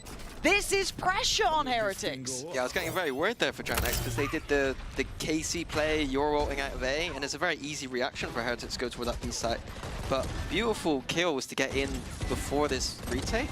And Purpo again, he's looking much better on this Omen. Nice! He looks good. He looks good on it. Nice! If we're talking about those role swaps, I think he looks better than Tomasi now sitting on towards the Yoru, right? Like, that's not even... yeah. It's not Flame, it's the fact that Purpo looks really comfortable. He's played it well. We've been kind of highlighting his ult work, his paranoias, his smokes, everything. He looks comfortable, which is a very solid tick in the box. Now the buy coming in for Heretics Mini. It's bits and bobs. Why do I feel one of these? Straightforward approach. Yeah. Straight into B here. Purpo again. Purpo tested. He's I don't want to say on a platter, but he's certainly the one to try and suffer through it, but it's wound to best him. But he can't withstand Runner, who's been back filling that space so well. But got caught trying to step ahead. This is getting a bit close here. And there will be recoverable weapons. You can already see it. Vandal with Boo. He's got his ult as well. Don't know if he's going to get the real chance to use it. Rien's with the tether goes in, just heard that behind us, but Tomasi still with a good kit. West side closing, the gap getting closer. Smoke goes in, trying to play to the strengths, but does the barrel show? It's West side again, from 0 to literal hero here for this side. GiantX, they are knocking on the door of Heretics now. Beautiful flood in from Runner. I think he's done that a few times. I think you implied it, that like, Runner to me, you know, again, a player that I think we need more from in general this season. But if he's doing things like this, supporting his team, coming in with these floods, beautiful. But the question for me now is Heretics, like how are they going to adapt? They've won 1 round this entire half. Double timeout.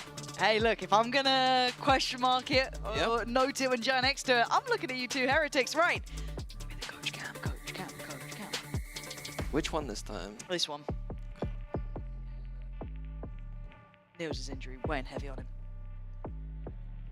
Oh, that was a pretty length forward Pipson, right? That was. So this is the kind of interesting thing, I guess, about timeouts is both sides get it, right? So there is that element of just kind of mind games going on between the two. I would like to highlight that Heretics, last time they played this map, they had a really good push and pull. They really did kind of work the map well, and then found spaces to work in. They had like almost like packs, little packs where like their duelists were able to kind of pop off on different sides. And I wonder if that's kind of more the approach that you should be taking rather than kind of this hard exec approach, kind of all-in approach. My GiantX have had to have some luck sometimes. Like Heretics haven't, you know, played terribly. No. Yes, this should do. I think the push and pull was the thing that I saw them doing better than other teams, and I thought that they would be comfortable doing that. I want to see that going forward. Starting to get their ults back in as well, just seeing that Runner's only 1 away from his. You still have Clouds there, Purpo's West side. Tomasi's still pretty far off, but on the other side, Couple creeping up as well. You've got Woot very nearby, but it feels like it may not be the best, but straight off the rip here, trying to take a battle, but couldn't quite get past the word go. A stall out from Benji to try and deny the space. It was a nice idea from GiantX, but nothing behind it. No follow-up at all. Looks like Heretics in the meantime pressuring middle as well. This is this push and pull I'm talking about. This is back to their kind of standard kind of bread default. and butter. Yeah. Pressure on the A side of the map, let's take more towards middle. This puts Tomasi right in the crosshairs, and he's not been having a fun map so far. Has to take the get out of jail free card, TPing away. GiantX standing still, they haven't got... Okay, using the drone for information, we're going to see rotates across now. Terrifying hearing that shield. Yeah, it's an unpleasant feeling, just the sinking in your stomach, but away we go. Tomasi Back of the site looking a little bit unsure, but that shot was absolutely on the money. Miniboo gone and now man advantage. Players in the right side of the map. Heretics need to make this count with 30 seconds left, and I think they're starting to hesitate here. Being held down, slowed down. Woot misses the chance. Tomasi, Runner, all coming towards this together. This is so well done. Tomasi finally having a round here. I was getting worried when it looked like Heretics were going towards his site. You know, we've had game plans in the past where if there's a player not playing so well, you abuse it. that. Yeah, of course you do. A big round from him. Who'd you do that against? I'd have to Who'd you think do it back. against? Nah, you don't have to think that hard. Down A. Boaster's told me mid-game he's adjusted like that before though, but I can't I remember. feel like it's something that we don't talk about enough of though. Like, Boaster's had it against him for sure. Of course. If they think there's a weak link, they will absolutely punch you. You think the mental strain on an IGL as well, having to deal with that? Just like, guys, please help. It is brutal. But yeah, big performance though from him there in that round, right? Yeah, back to this push and pull idea though, like, the middle A kind of default that they're doing is kind of one-dimensional to a degree. You know that they're going to go middle and A. Like, I want to see them kind of work the map a little bit more. I think GiantX should have done their homework, so they know what to expect if they hear certain noises in certain spots. So it needs to be a little bit more, almost loose from Heretics. I love this. The GiantX, I don't say probably, but might get to 12 on a round like this. The economy in tatters, but woo! Hold! No! No, not 1v1s, please don't give him isolated fights! What are we doing? Is this how you let it slip through your fingertips? You let Woot get away with daylight robbery? And Westside are such an impossible question.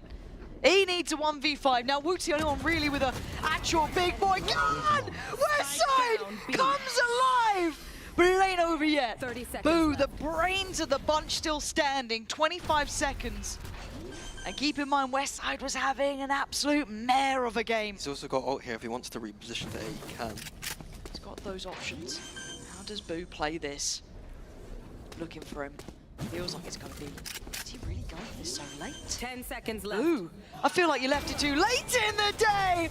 Westside saving the day here! The Red Bull clutch so perfect, as I thought Woot had done enough. I was wrong. That is crazy. This was criminal, though.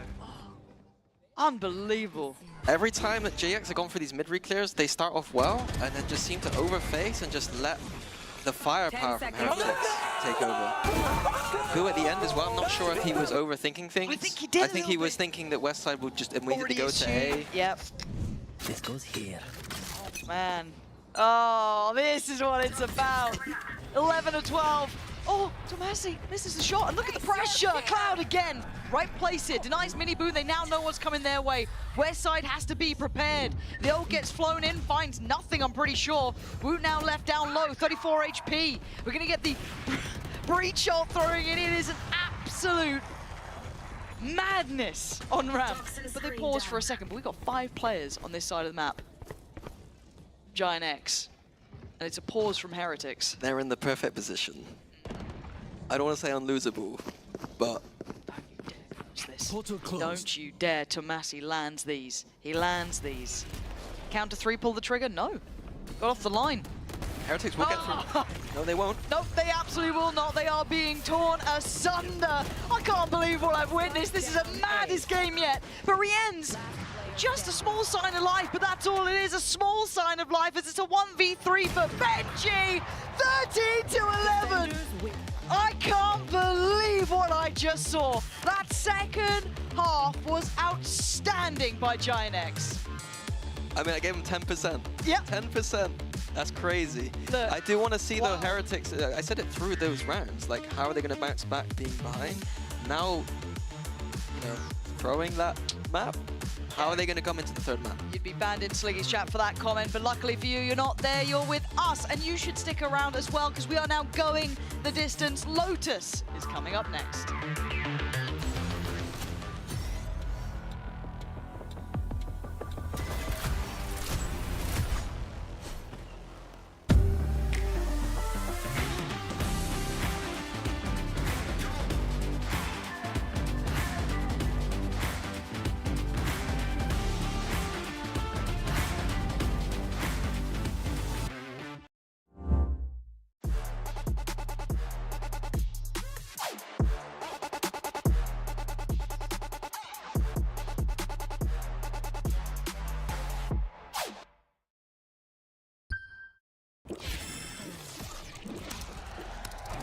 Red Bull gives you wings.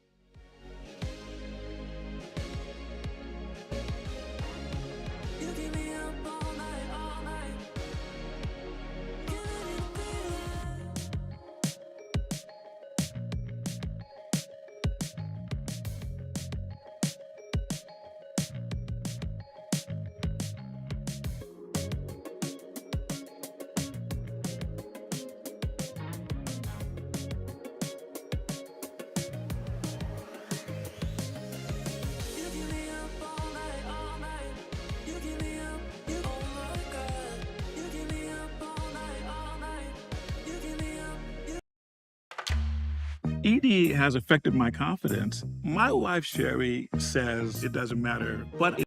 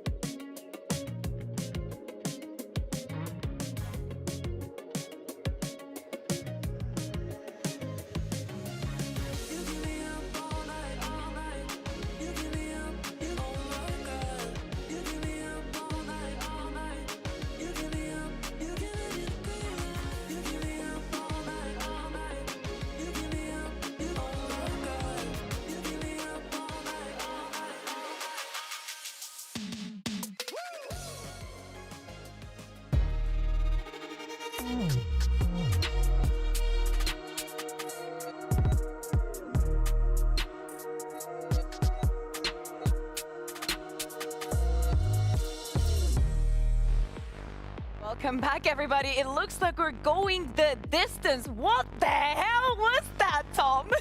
Oh, it was a fun, enjoyable map. Everybody had a great time. Oh, yeah. I know all of us expected that this would be a close display. I heard that Minnie saying there went was no back way. and forth. Yeah, I think like me and Mitch had a conversation where he was like, yeah. oh, from this point, there's no way that they come back. And I went, well, you remember that Na'Vi Liquid game 10-2 up?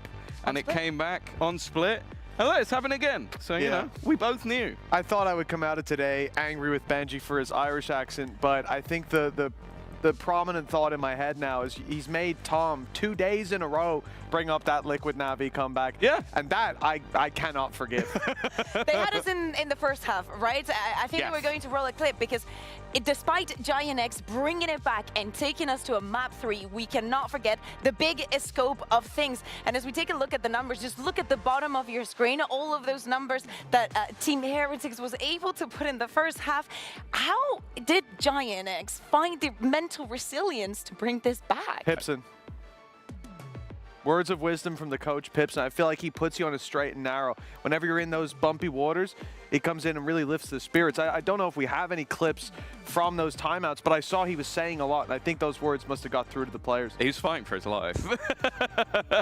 That's the real thing. But it did seem like when they started to win rounds, you could see it coming. Like I would say, like maybe even 6 or 7 rounds, there was stuff with like Cloud saying things and stuff, but you'd look back at some of the rounds they lost in that first half and you go, how did you even get to the point of 6 or 7 rounds? Because I thought this could be a 13-0. Yeah, absolutely. We're going to take a look at this round number 6 that I think everybody very enjoyed with this beautiful combo. It looks like they're literally AFK. Yeah, well, that's what basically happens when obviously you have the Nightfall come in from the Fade. You lose all sound and the majority of your HP, so nobody thought, okay, this guy's just going to TP in behind us. Like, it looks ridiculous. You're going to sit there and call them idiots, but they can't hear anything. They don't know that he's done that. And while, obviously, there is a world where he gets one and whiffs the rest, but that was just really clean from Boo.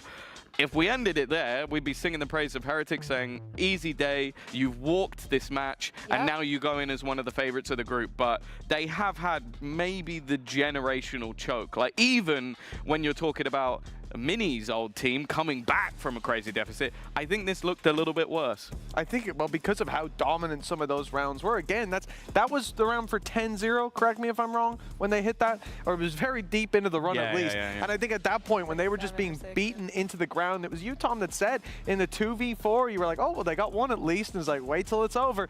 Didn't anticipate anywhere near that level of just insanity coming out. But from that point, and I feel like we also had 2 pauses before where I joke about Piston, but he was losing his mind at 3-0 down. He looked more calm at 7-0 down.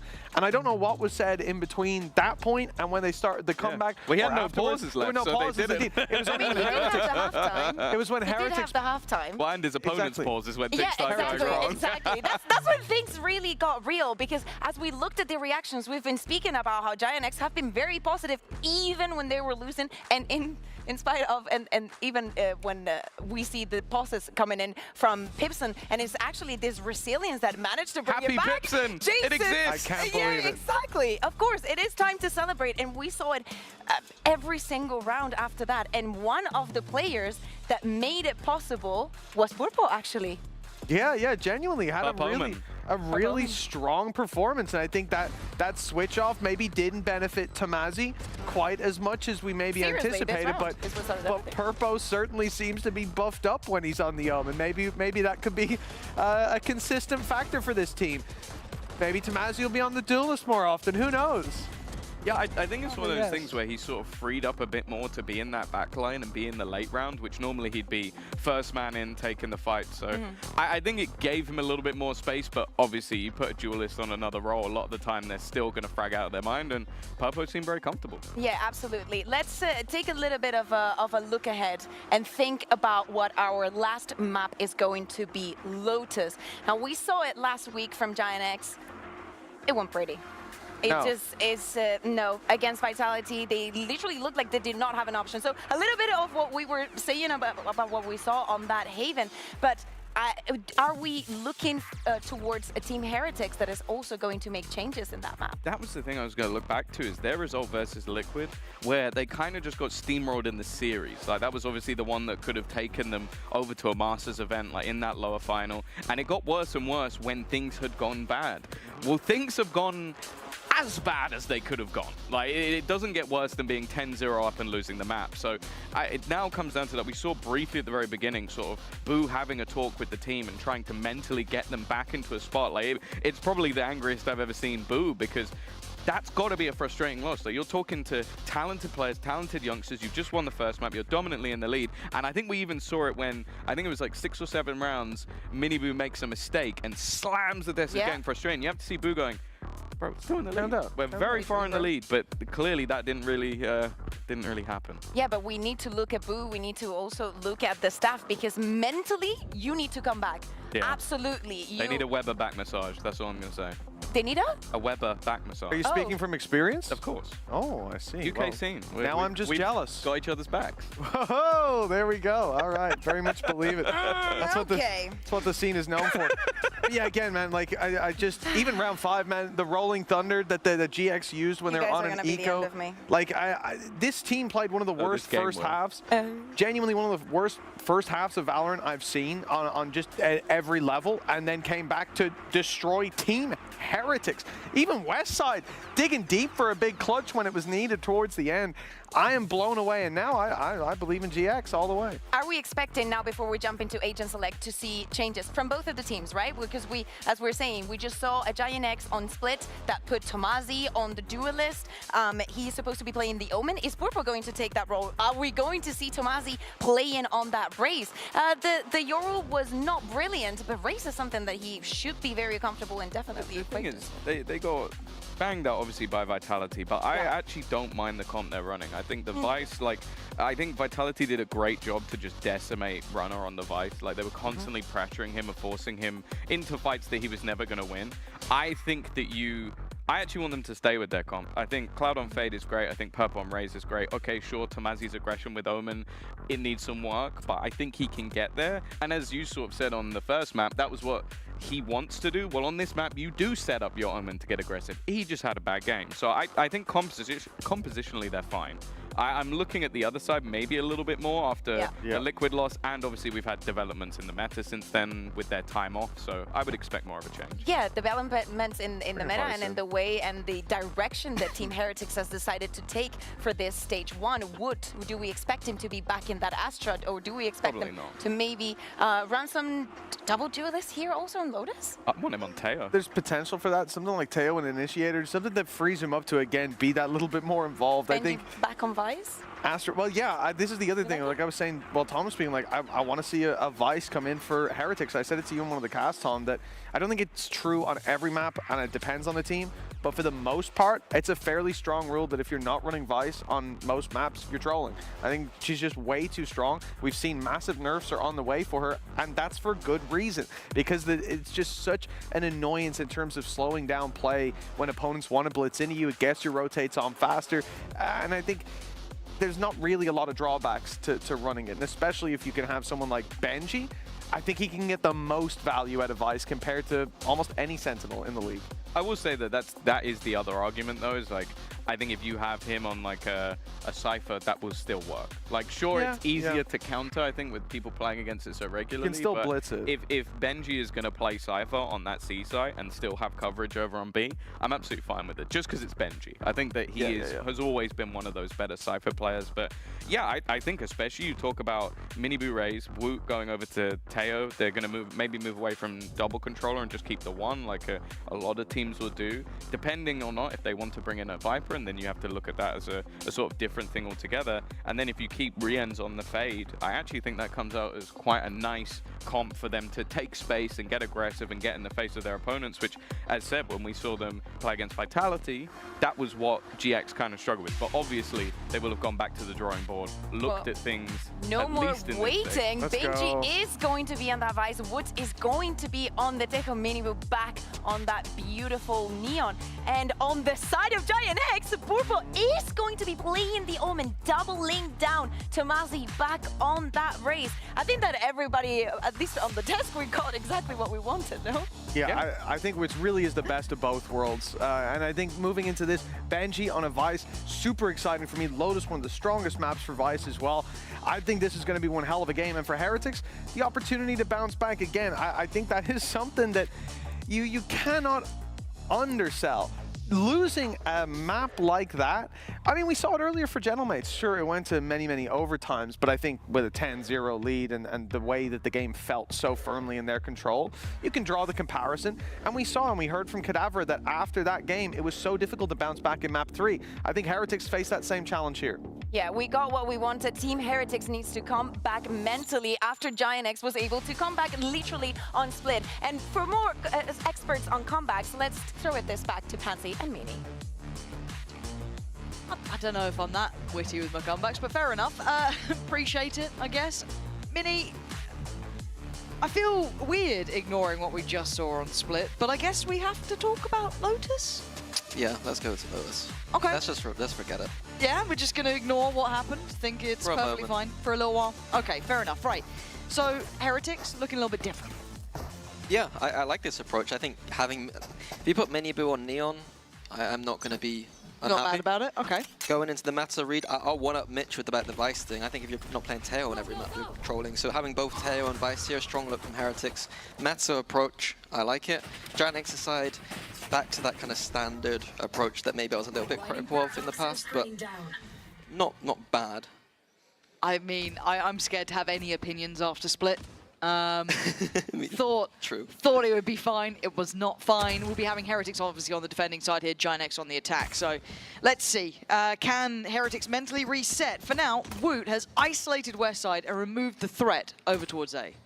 Yeah, lots of map control from GiantX. Surprised that West side's continuing with that lurk despite no pressure on the map anywhere else. A bit of a mistake from him, I think. But gonna be a C hit now for GiantX. Boo. Spotting a couple on the cross. Not getting what he wants here. Gonna have to rescind away. Fall away. Wait this one out. GiantX will have at least some control, and they want a lot of control. Trying to set up towards this push on Waterfall, but that's a lot of targets, maybe too many to mention, as Rienz and Wu dealing with it well. Oh, runner. Holding that. at least catch Rien's. Now we've got Cloud as well. Utility back up in 5. Runner just a little further out by the paranoia, and Cloud's fallen. It's all on Runner, but just too many targets there.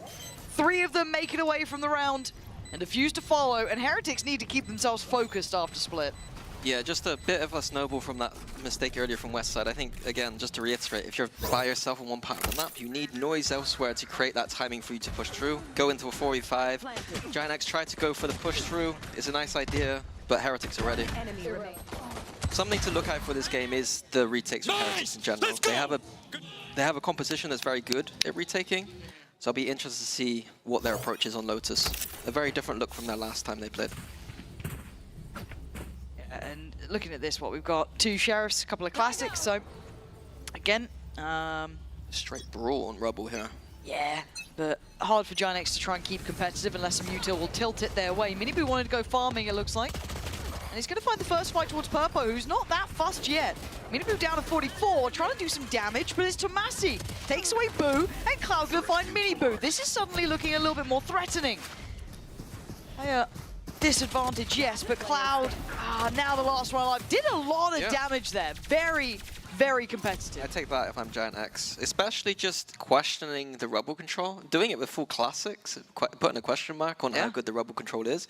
Heretics had more than enough to deal with it on a standard round, and yet still lost 3 people.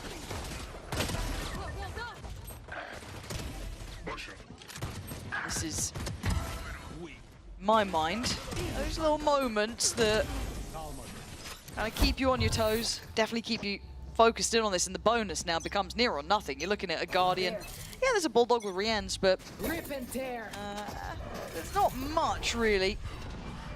Guardian with Woot. I think a lot of util being used for this man control, just making sure it's safe for GiantX. Looking like fast pressure onto Benji. I want to see how Benji handles this, obviously playing on toward that Vice, see how comfortable he looks trying to control this space. Yeah, GiantX just doing a good job of just baiting at this util. He does still have the wall there, which is something we need to keep in mind. It's 1-3-1 as well. 3 players towards B. Be quite mobile. Step 2, the protocol list is re-clearing A now for GiantX. Got that Viper wall to sneak out. Shouldn't be too difficult. But it feels visible, doesn't it, after that drone coming in and spotting them trying to remake that cross. But the 3 aren't particularly moving yet. You're not seeing Heretics overreact to this, but Benji's very comfortable on C. Yeah, while that wall's still there, I don't think he's going to be calling for too much support. You've still got the mini door area. GiantX are going to be going for a B split, which is Heretics are set up perfectly for this. Yeah, and it looks like they've read it well. Rienz is ready for this one. Minibu would be the one to swing off the stun that comes in. Only good for 1, but decent damage. There is a bonus, so you're looking at damage being the name of the game, and the timing not quite right there. So 4 players standing for GiantX. After actually walking into what I felt was probably a bit of, I don't want to say a trap, but it was the more stacked side of the map. And Benji and Boo, more of a formality now to see if they can do a little additional damage or cost any more towards GiantX side. Last player standing. Not going to get much here, it looks like. Nicely done, GiantX. That's 4 standing, plant there. You're going to be happy with that. Yeah, curious that Heretics did stack towards the center of that map. I'm wondering how exactly they made that read. Yeah. Like, that could easily have been an A finish for GiantX, so I'm going to keep my eyes on for that one. GiantX going, they are going through the protocol list on attack, but I think they need to get rid of that Vice wall. I feel like easier with the Yoru to do it. Yeah. So that's true. I do feel like it needs to be dug out at this point. I do wonder if there's going to be some versatility towards it being implemented by Benji, but beyond that, fight again. Yeah, and look at the Rubble side of things. It does mean Tomasi is very alone here. Minibu is prowling, spotted, but now here comes the cavalry. Oh my, wait, no, the paint shell got Tomasi in the end. Oh my word. Is that what really tilts the scales? How did that happen? I don't know, I'm not did sure. we just like... I'm really not sure. I can't even call it a 1G. It's not even a molly, but what just went on? Give me the replay if you can. This is the power of the Neon. I think Minibu's going to be more than happy to take these fights, especially with this comp. We got the Breach Tail and a Neon for Rubble control. Oh. Just going at the end. Nice, That's guys. brutal. Well played. Let's go. Nice! Let's go. So yeah, a little bit surprised that GiantX this early going into Rubble fights. I know we sense weakness from that Classics round, but this Heretics can deal with Rubble control easily. And Heretics now, they don't respect the Rubble control from GiantX, so it's shifting their positions across the map for like a trap towards the BC side of the map. Quite like that, actually. Seeing the instantaneous reaction, the knock-on effect of it. But Westside should be calling that this util isn't being used. Just the Teo salvos. They've triggered the trap, but nothing there. A bit early from Heretics. GiantX can refight for this area. Won't go and look in. Not gonna get too much. We can see him. This does put Boo on a platter. Really tricky situation for him to handle. The fight sub isn't here, so this fight should be fine. Yeah, I think Boo looking to back away, but eyeing it up. Mini Boo willing to put a little bit of his life on the line. Ult going to come in as well. Still guarding, going to make them at least fall away for now. You're looking at the lurk coming in, maybe teed up with some success. Maybe some damage to be done as the plant's in play. But the lurk really is the main part of this. Mini Boo checks on it. I don't know how they made that read. To that extent as well? Beautiful. I don't know if there was a step or something happened, but they felt they were on the money. You have the Teo ult to clear out towards water, force Tomasi forward. But then you look at the rest of the team, they'll be down out by Mound. He's an open plant though, that's the only saving grace. Guardian there, 2 Vandals, C's still in. C's not bad actually, but it doesn't really do what's needed. But here come the rest of Heretics flying through. Harpo, it's beautiful for GiantX. I thought they were screwed and done for, forced out by Mound, but he handles the pressure so well. That's why it's so important when you can, at any point, getting that open plant, that's won them the run. Like, Heretics are in awkward positions having to fight out Mound, and beautiful shots from Purple. Yes! Good job! I know! Oh, the timeout from GiantX though. After that? Yeah. What? Might have been called early. Maybe Yeah. Gibson not really thinking the 3v5 was going to happen. I've been in that position a few times. He doesn't look too irate yet. For Pipson, at least. Yeah, I think it's going to be really important. I kind of touched on it, but Westside is this Viper outside A on the attack side. And it's going to be down to him to really sense for if Heretics are fighting for Rubble control or not. Okay. We're going to see the salvos there quite a lot, but he needs to be beyond that. He needs to think, is it just salvos and nothing behind it? Is there stuff behind it? Sometimes you just need to sense that. Sometimes you can feel it from the actual util or the sign from like, is there a neon moving? But it's going to be down to him to make calls as to which parts of the map are being taken, which parts of the map are being trapped. And if he can go one step further and even take that space, if he's feeling up for it. It'd be good to see that, evaluation and the evolution off the back of it. But I'm also quite interested here for GiantX. As much as, yes, they are trailing, I do feel like the momentum swung into their favor and the way this is shaken down. Heretics is pretty happy with that timer, having the chance to check in. Yeah. At this point, I wouldn't be mad about it. Your money's just been broken. You've had a very hard second half on split to swallow, so I feel as though this actually might work well for them here. But as it stands, Rubble will be one out, fought for. And it's going to be a swing actually from Benji. Off the swing on the door, the stun comes in, all teed up. The salvos were used to break the door, the stun came in, the flash, everything was beautiful. Benji with a little 1-2 step here. Benji, he kept doing the damage on it. Now Cloud and Westside. Oh, that's the spot there. Woot knows now where Westside's gone off to. But look at the spike. Cloud running. Boo's got to hear it, surely. Oh, he don't think he heard it in time, but he can buy time here. He can be a nuisance, he can get out of danger. But Cloud, Westside trying to close the gap in the correct positioning on the paranoia. Blind, sending it out. Boo knows his life is the thorn in their side. They want to clear him and clear him fast. If he can just buy him a little bit of time, he did the best he could. He cost them some seconds and comfort.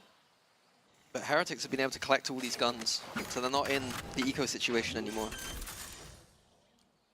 Westside's pushed out, he's trying to find something, but he's not going to get anything.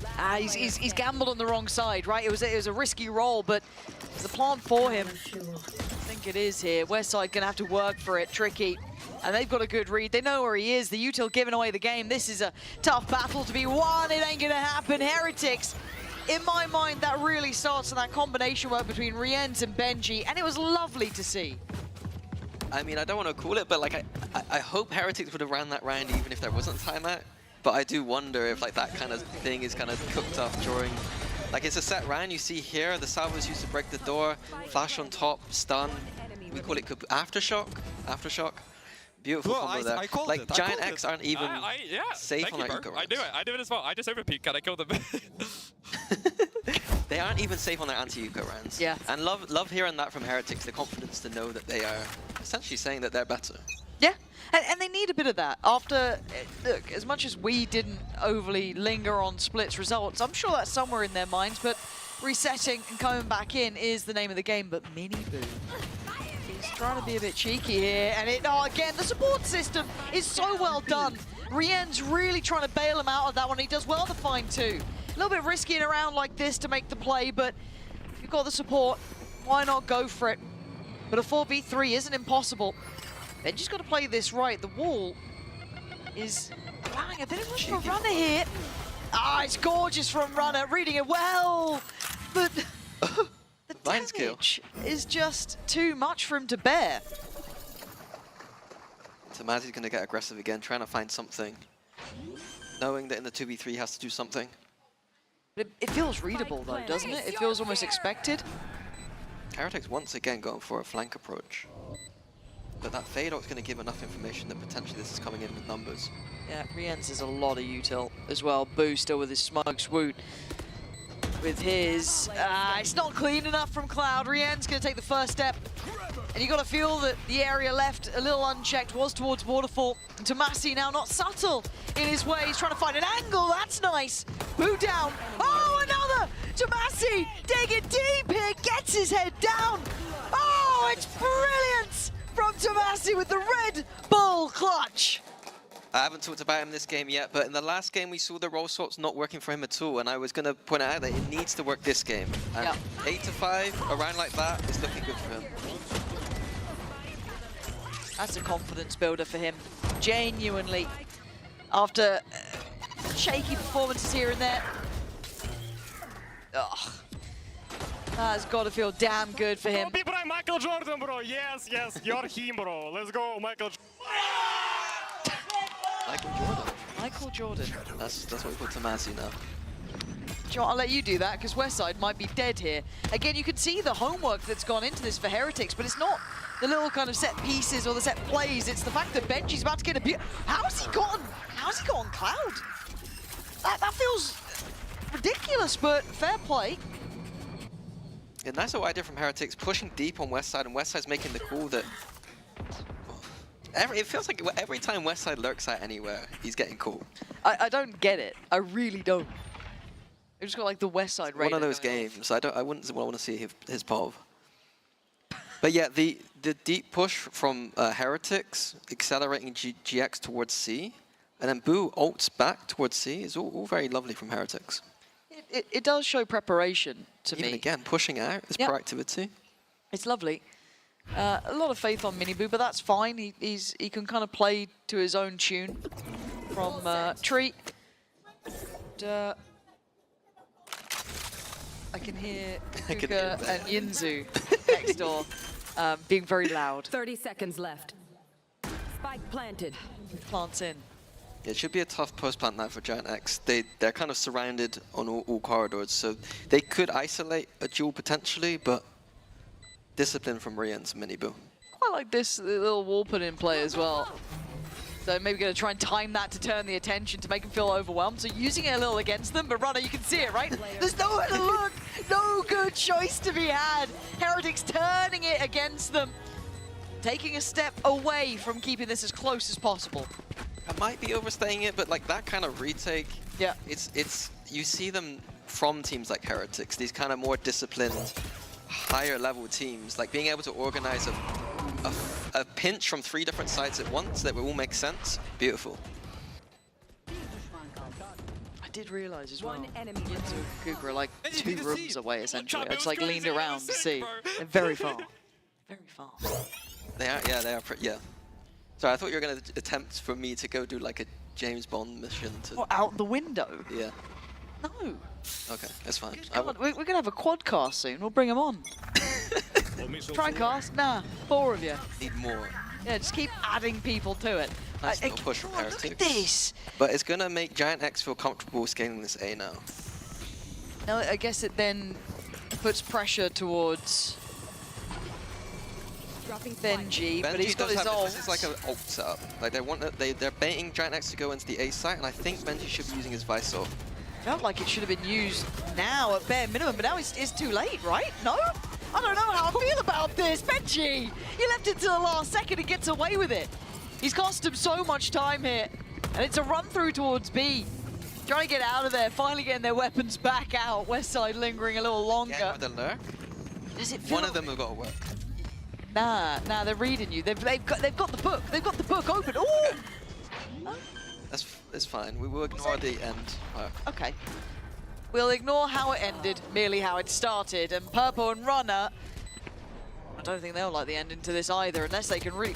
Benji? What? I mean, trade me, boys. And he still gets the kill on Runner anyway. Benji, the human silver drone. Yeah, apparently so. Just I selfless. Like What a guy. Yeah, this is getting away from GiantX. It is. But Lotus is a very attack-sided map, so having 6 already for Heretics, they're going to be more than comfortable. Okay.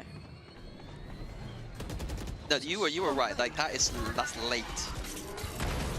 Oh, nice sub though. Is this a double timeout from GiantX again in the first half? Because it wasn't the Heretics one earlier. No. And that's production. That's production. How sure are we? Yes! Let's go, baby! I trust production. You do? Nice Magnum, baby. That's your first mistake. I knew you'd flame. You just wanted to flame production? Nice, nice. I love production, don't worry. Oh, yeah, I think... oh, hands are moving. Hands are moving. The gesturing's getting more. Yeah, I think for me it's just about... I think for GiantX, just going into the defaults, reading if they're trapping A, if they're taking rubble, if they're taking rubble, trapping the other side of the map, keeping it slow, defaulting, I think that's all fine. In these later rounds, they need to make... like, they've fallen into the traps a lot, you know? They've fallen into these crazy traps that Heretics have put up once or twice. I just need to avoid them. Are you loving that cam? No, it's because production changed the telestrator to say always trust production and then removed it like I've gone mental. Like, they've taken it away just so if I did bring it up, they were like, nah, never said I was going to get a picture, but you ratted me out. Nice one, mate. I was confused what you're doing. I thought you were taking a picture of Pipson. I thought you were so... You know. In love with Pipson. Enamored. That's not what I was going to say. Well, maybe I am. Love the coaching scene. All right, oh my God, Mini Boo, here we go, here we go. They're going to start checking this. And Mini Boo going to have to fall away at least to this. I don't even want to say like back of sight. He's still going to shoulder this one up. He's very close to his ult as well. Yeah, no full armors here. So Mini Boo should be in a good position. Ooh, just Cloud, all right. A little bit of that. I'll take one of those. There's good opening from GiantX though. There's nothing on the C site that's that scary. Just Rion's on breach, which... Ooh, just avoid Benji, kind of, really. Pretty much, avoid the that Viper util. coming in. Ooh. Boo. Boo. Oh my God. Ah. This is wild. The GiantX with this buy are looking so good at this. Rien's, Benji, and Woot now. How do they get in? The site, no access to site. Yeah, they're having to use the other lanes because they're going to have to dodge this Viper ult, but it's... There's no way in. There's no way in.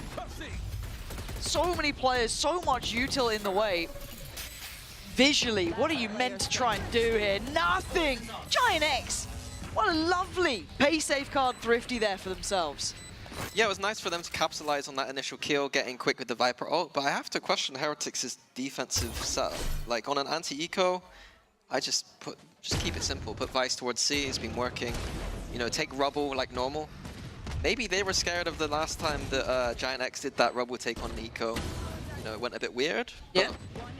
I think you just play default that round and you're fine. Nice! Bro, my back is just deadly, you know? My back is just deadly, guys.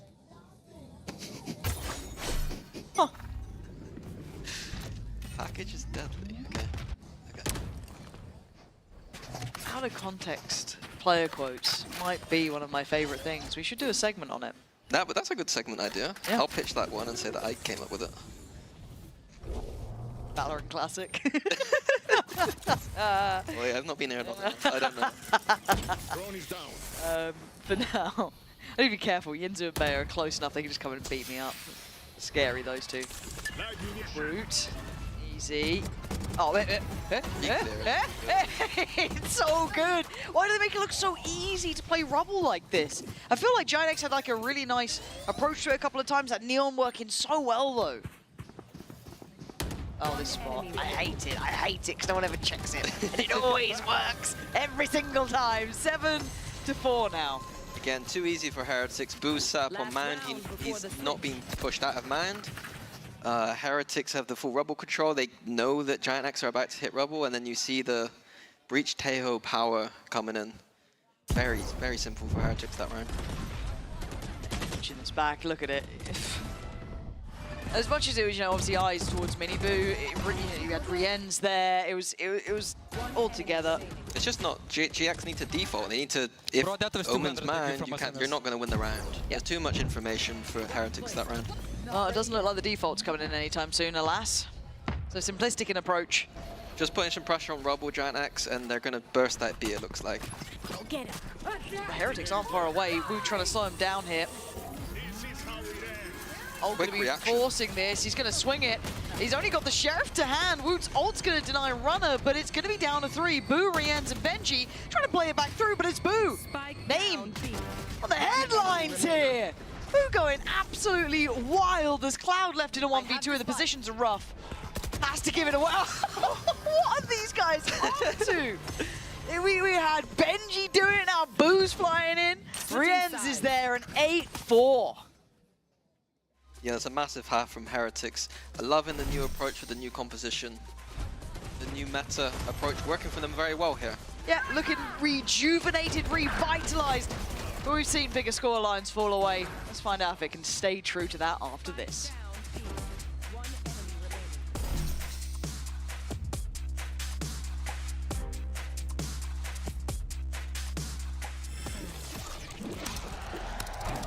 Red Bull gives you wings.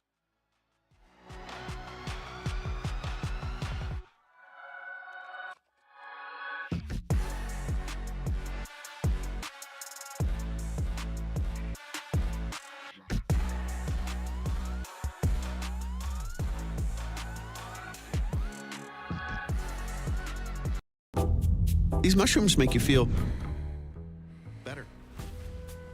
Like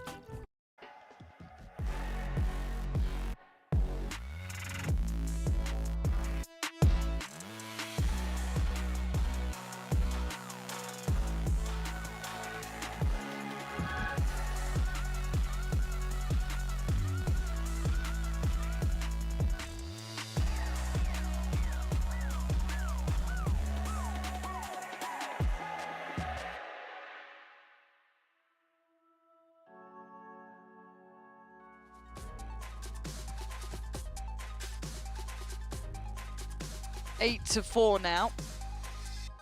This is, I'm scared of being confident in these results, Minnie. Because I look at this and I think, wow, Heretics 8 rounds, brilliant. GiantX only able to get 4, that's tough, and especially how this map feels sideways. But I was there for Split. Yeah, I was there too. I was there. Yeah, we've witnessed what can happen. I mean, I think I've still got confidence in Heretics here. Yeah. I don't think it can happen again, surely. Cursing so hard. 8 to 4 on a defensive Lotus coming in with a Teo Breach Neon for attack. I'm more than fine for Heretics here. Yeah? Heretics here, sorry. Okay. Full faith. Full faith. Percentage? Gotta be quick. 80. Whoa! GiantX now Cloud, I think. Oh! The paint shell in the seas, it's a classic. 70. No. Boo and Benji. Great, yeah, great combo there. I mean, it's vintage. I thought they beat it, to be fair. Feels like almost like they knew they were going to be. Did your voice break or did you get excited? That might have been excitement. I can't tell with you. It's a rare treat. Oh my gosh. We got the host is coming in. How you doing, Bayer? Yeah.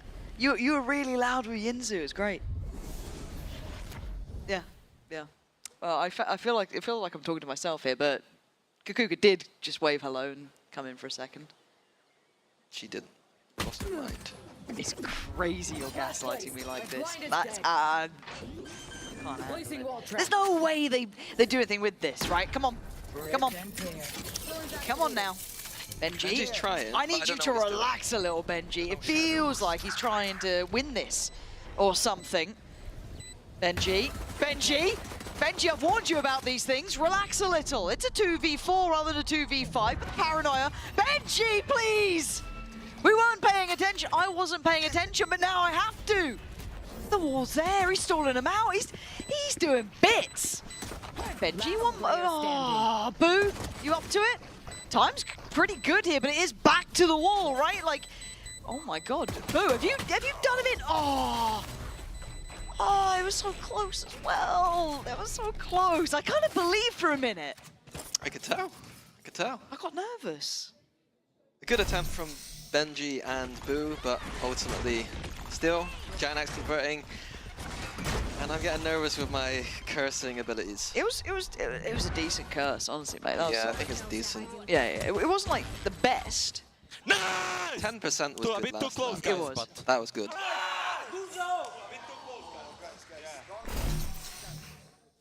Outlaw here for Mini-Boo though. The hero Outlaw, and GiantX with 4 half shields. Seeing that clip where Mini-Boo got all 5 with an Outlaw. One shot. Yeah, it was crazy. I don't know if it was this game, but it started similar to this. Up towards Mound, having a look around. And some would have said, well, with all that Vice utility in the way, surely it would have been fine. Well, let me tell you what happens next. Oh, well, that was it. There it was. Yep. You saw it. You saw it for a second, didn't you? Yep. Those playing along at home with us, it's gone now. Hope is dead. And the scoreline still waiting. Probably getting a bit closer. Repositioning. He fancies A now. Yeah? This is his shot. Round 2. I think it started on A. It did it? Yeah, it started on A.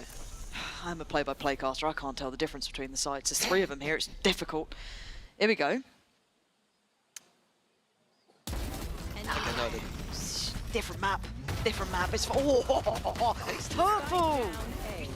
One enemy remaining. Brienne's 1v4. 30 seconds left. He's got another in him. Whoa.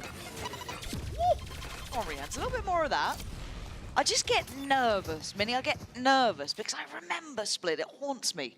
I close my eyes. Yeah, I did. Sorry, I kind of made us forget about it, but no, at some point we're going to have to remember. We will. You know, I see that brilliant TP and I'm like, oh my God, with a fade out. Oh. And then I remember the scoreline at the end and it just feels like something went wrong and I can't quite place it, but 8-6. It's looking closer. It's only the first 2 rounds, right? Attack side lowest though. Yeah. Should be fine. A fast rubble approach here from Heretics.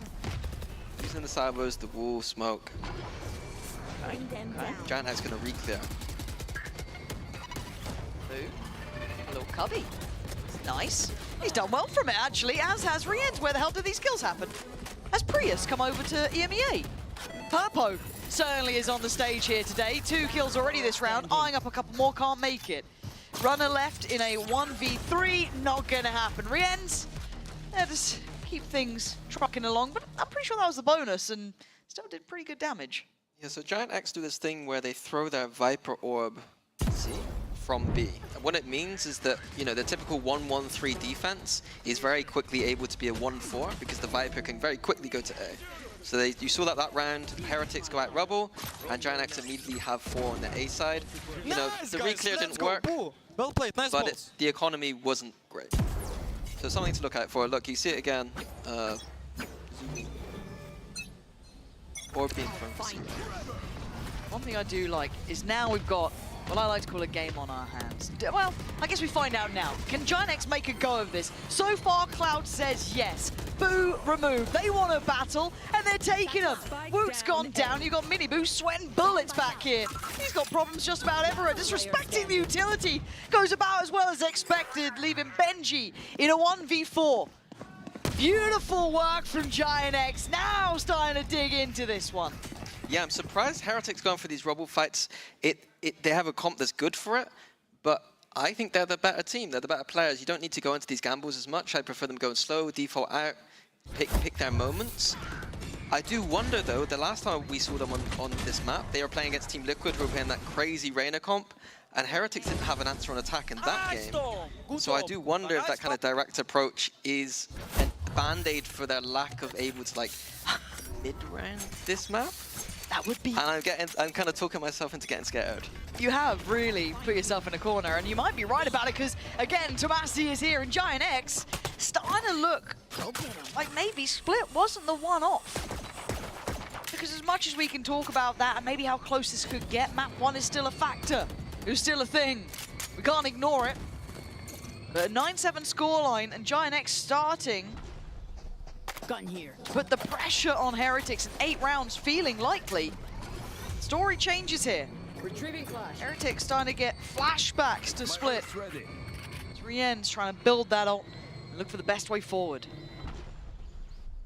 Get GiantX ready for the C approach. No re-clear on A from Heretics. Again, something in the last series that they didn't do.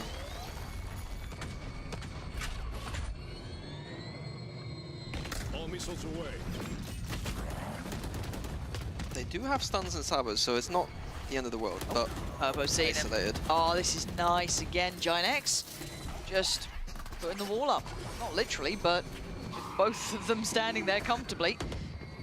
Nothing to move them out of the way. West side, the timing good on this as well. Benji, no options here.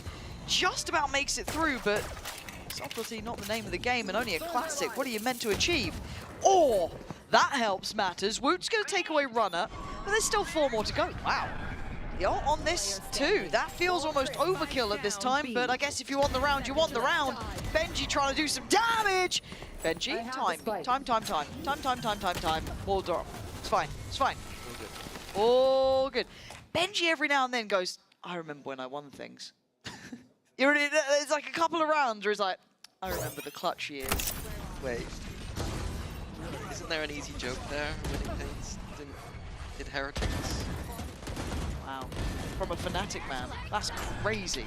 That's crazy. What? Gotta hit him with it sometimes. I mean... I just wanted to GP, Which champs did you win? I just wanted to GP.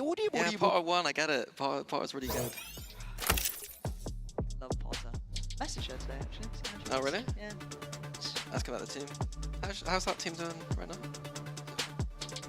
Which team are you coaching? So Speaking of coaching, we do have Weber. Something I'm thinking about here is the attack side. Like, a theme coming out that Heretics struggling on attack. Like, I don't know how I feel about that. So let's kind of talk bigger picture then, kind of, because it feels like this... It feels weird to see them faltering like this, and I don't want to put a discredit to GiantX, because they've actually handled it really well. There's been a couple of looks at them that are really nice. I like the aggression. I like a lot of the kind of way they're approaching the map. Yep. But I think there is a question mark we have to place with Heretics on this side now, because it feels like they're falling flat here. It feels like they're not defaulting it out. Their mid-rounding looks a little bit weird at times. What are these symptoms of? I can't explain it, because it feels like sometimes they're on the same page, they look great, but then it just capitulates.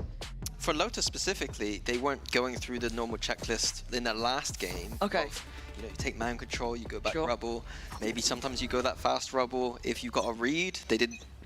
When they went fast rubble, they didn't really have a good read. Big fight though, man. Oh my God, Mini Boo! Are you serious? While all of that happened, he was actually completely let loose. And that's the one they get away with. Up to 10. We're going to have to watch it back on a replay, because you blink and you miss it sort of situation. Yeah. Don't need a checklist if the other team fights for you on mount. I'm surprised GiantX are happy to go for fights on mount. Breach done, Salvo's coming in. Oh, it's complete free reign, and one just drops out of the sky. Tomasi, Razor, I think just completely whips. Weber, you're the GOAT, bro. I know you're watching this, Weber. Good job. Your players. That's That you. Weber with the timer. Yeah. Shout out to Weber. Never saw Boaster saying that about you, mate. Never gave it to the camera. Shout out to Mini. That's true. War pacey. Oh! Okay, we've also these players getting caught here, right? We just had, you know, Miniboo getting away with murder, Tomasi making a meal of it. Now it's going to be Miniboo getting caught on the other side. Rienzo going to answer back towards west side. And now down to a 4v4, but it's super quick towards his B site. They're looking for something here, Heretics, some proactivity. Maybe we're going to see this breach shot come through. Yeah, oh my god, Woot. Rienz trying to hunt behind them. Just every ult. as well. Oh dear, no. Oh dear. This is a horrific round to watch. Boo can't be happy, but now he's got to deal with the mess that's been made. Committed to this. Succeeded from this position before. Find both Runner and Cloud, time ticking. They've got to make a move! Runner completely unawares, and Boo, that might have been visible.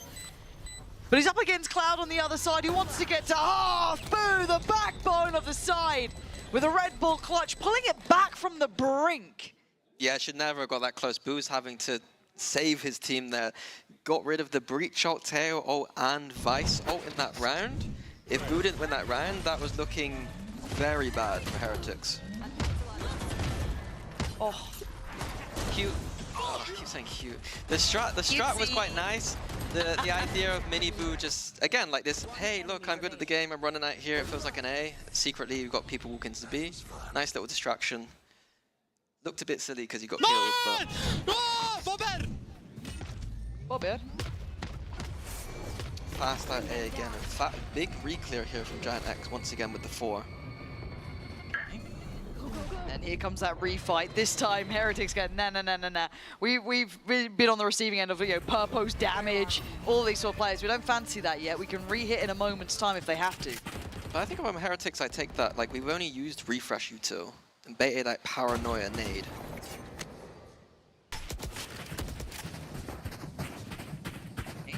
This is where the mid-rounding comes in. We see already GiantX are completely mirroring what's happening. Heretics on Mound, GiantX ready on C. Are these next layers available for Heretics? Do they understand how to kind of push and pull on this map? Sadly not easy. Trying to show some intent on that C site, but I don't think they fancy it. I wouldn't. I can see what's on the other side though. They don't have that luxury. Runner making it look rather uninviting and a pivot through towards that B site. Still with util, can clear out towards blue door, might force forward the player, but no, didn't put it towards it. It's Miniboo to try and deal with it. Now isolated, 1v1. Cloud wins out, stalls out, looking back towards main. He knows they've got to come through 25 seconds or they run towards C, and look who's in the corner. Runner waits. Obvious work this time from Boo, couldn't save him. And now starting to run out of time and options, they gotta go. 15 seconds, Rienz just got 2 of them out of nowhere. I have no idea how. And the plant is pivotal. I thought Purbo was going to stick that Omen. I know. I was a bit worried for it myself, but Cloud has crept so close here. He's done well this early on. Oh, spotted! Couldn't snap up though. Benji outdone, leaving just Rienz, who made this look doable in the first place with the 2 picks he found earlier. But now, you give him a chance! Rienz will get you around! A Red Bull clutch, but they again bailed out by an individual. Look at Rien's KDA here, 21, 11, 22. He's killing them all, and every time his teammates are killing them, he's assisting. Like, he's doing everything right now.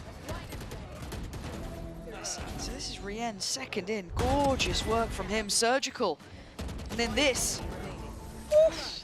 Can't believe we got Cloud first. Okay. I'm Coach still Minnie's worried about to have Heretics a meltdown. He's like, they're not against GiantX, sure. Going into the future. Not enough. Okay, who cares? Individuals are problem. It's done, it's done. It's cooked. Runner, Cloud, and Westside trying to get aggressive, and Benji out here making it look easy. Cloud, the last man alive in a 1v3. There's bigger conversations to be had, but for now, can he deny what feels inevitable? A run through towards A, Spike heading over to that side. Fade out to work with, but it's going to have to be a massive round for Cloud. Cover going out. Cloud has the possibility to do this. He's one of those players. And look at his kills, 23. The guy's been good. Right now he's being toyed with. Tough situation for him. Next step to take. So many potential threats. Boo being passive, smart. Cloud. Mini Boo is just... In spawn. It is weird. Go the salvos. Gonna pop the ult on this, but time's running so low here. It's just not happening. 13-8 in the end. Heretics do get across the line there. It felt like it came down to some individuals to give them that final push. Yeah, if they had closed that split out in the manner that they should have done, we'd be having a very different conversation, I think, about Heretics today. But having to go to the 3 and looking kind of sketchy on some of these attack rounds. Yes. Attack half, sorry. Yes. So it's something that they do have stuff to iron out, but what I did love to see today was individuals looking good. Yeah, I think that's the main point. We have seen a revitalized side looking kind of refreshed, I would say. They do look like they've been, you know, back into the lab a little bit, working on it. I do want to note as well, though, GiantX, that map 2 for me, and map 3, at times, I thought they were about to run back with this game. I mean, map 2 they did, map 3 it just went away from them. But credit there, real resilience. And of course, on the other side, the boys who had to go to map 3, take it that far. But I quite like what we saw in moments from there is work to be done, for sure. And I'm sure they'll say that themselves, but good to see Neil's getting the support there from the boys as well. Injury on display. Rien's might have to give him the piggyback out. Yeah.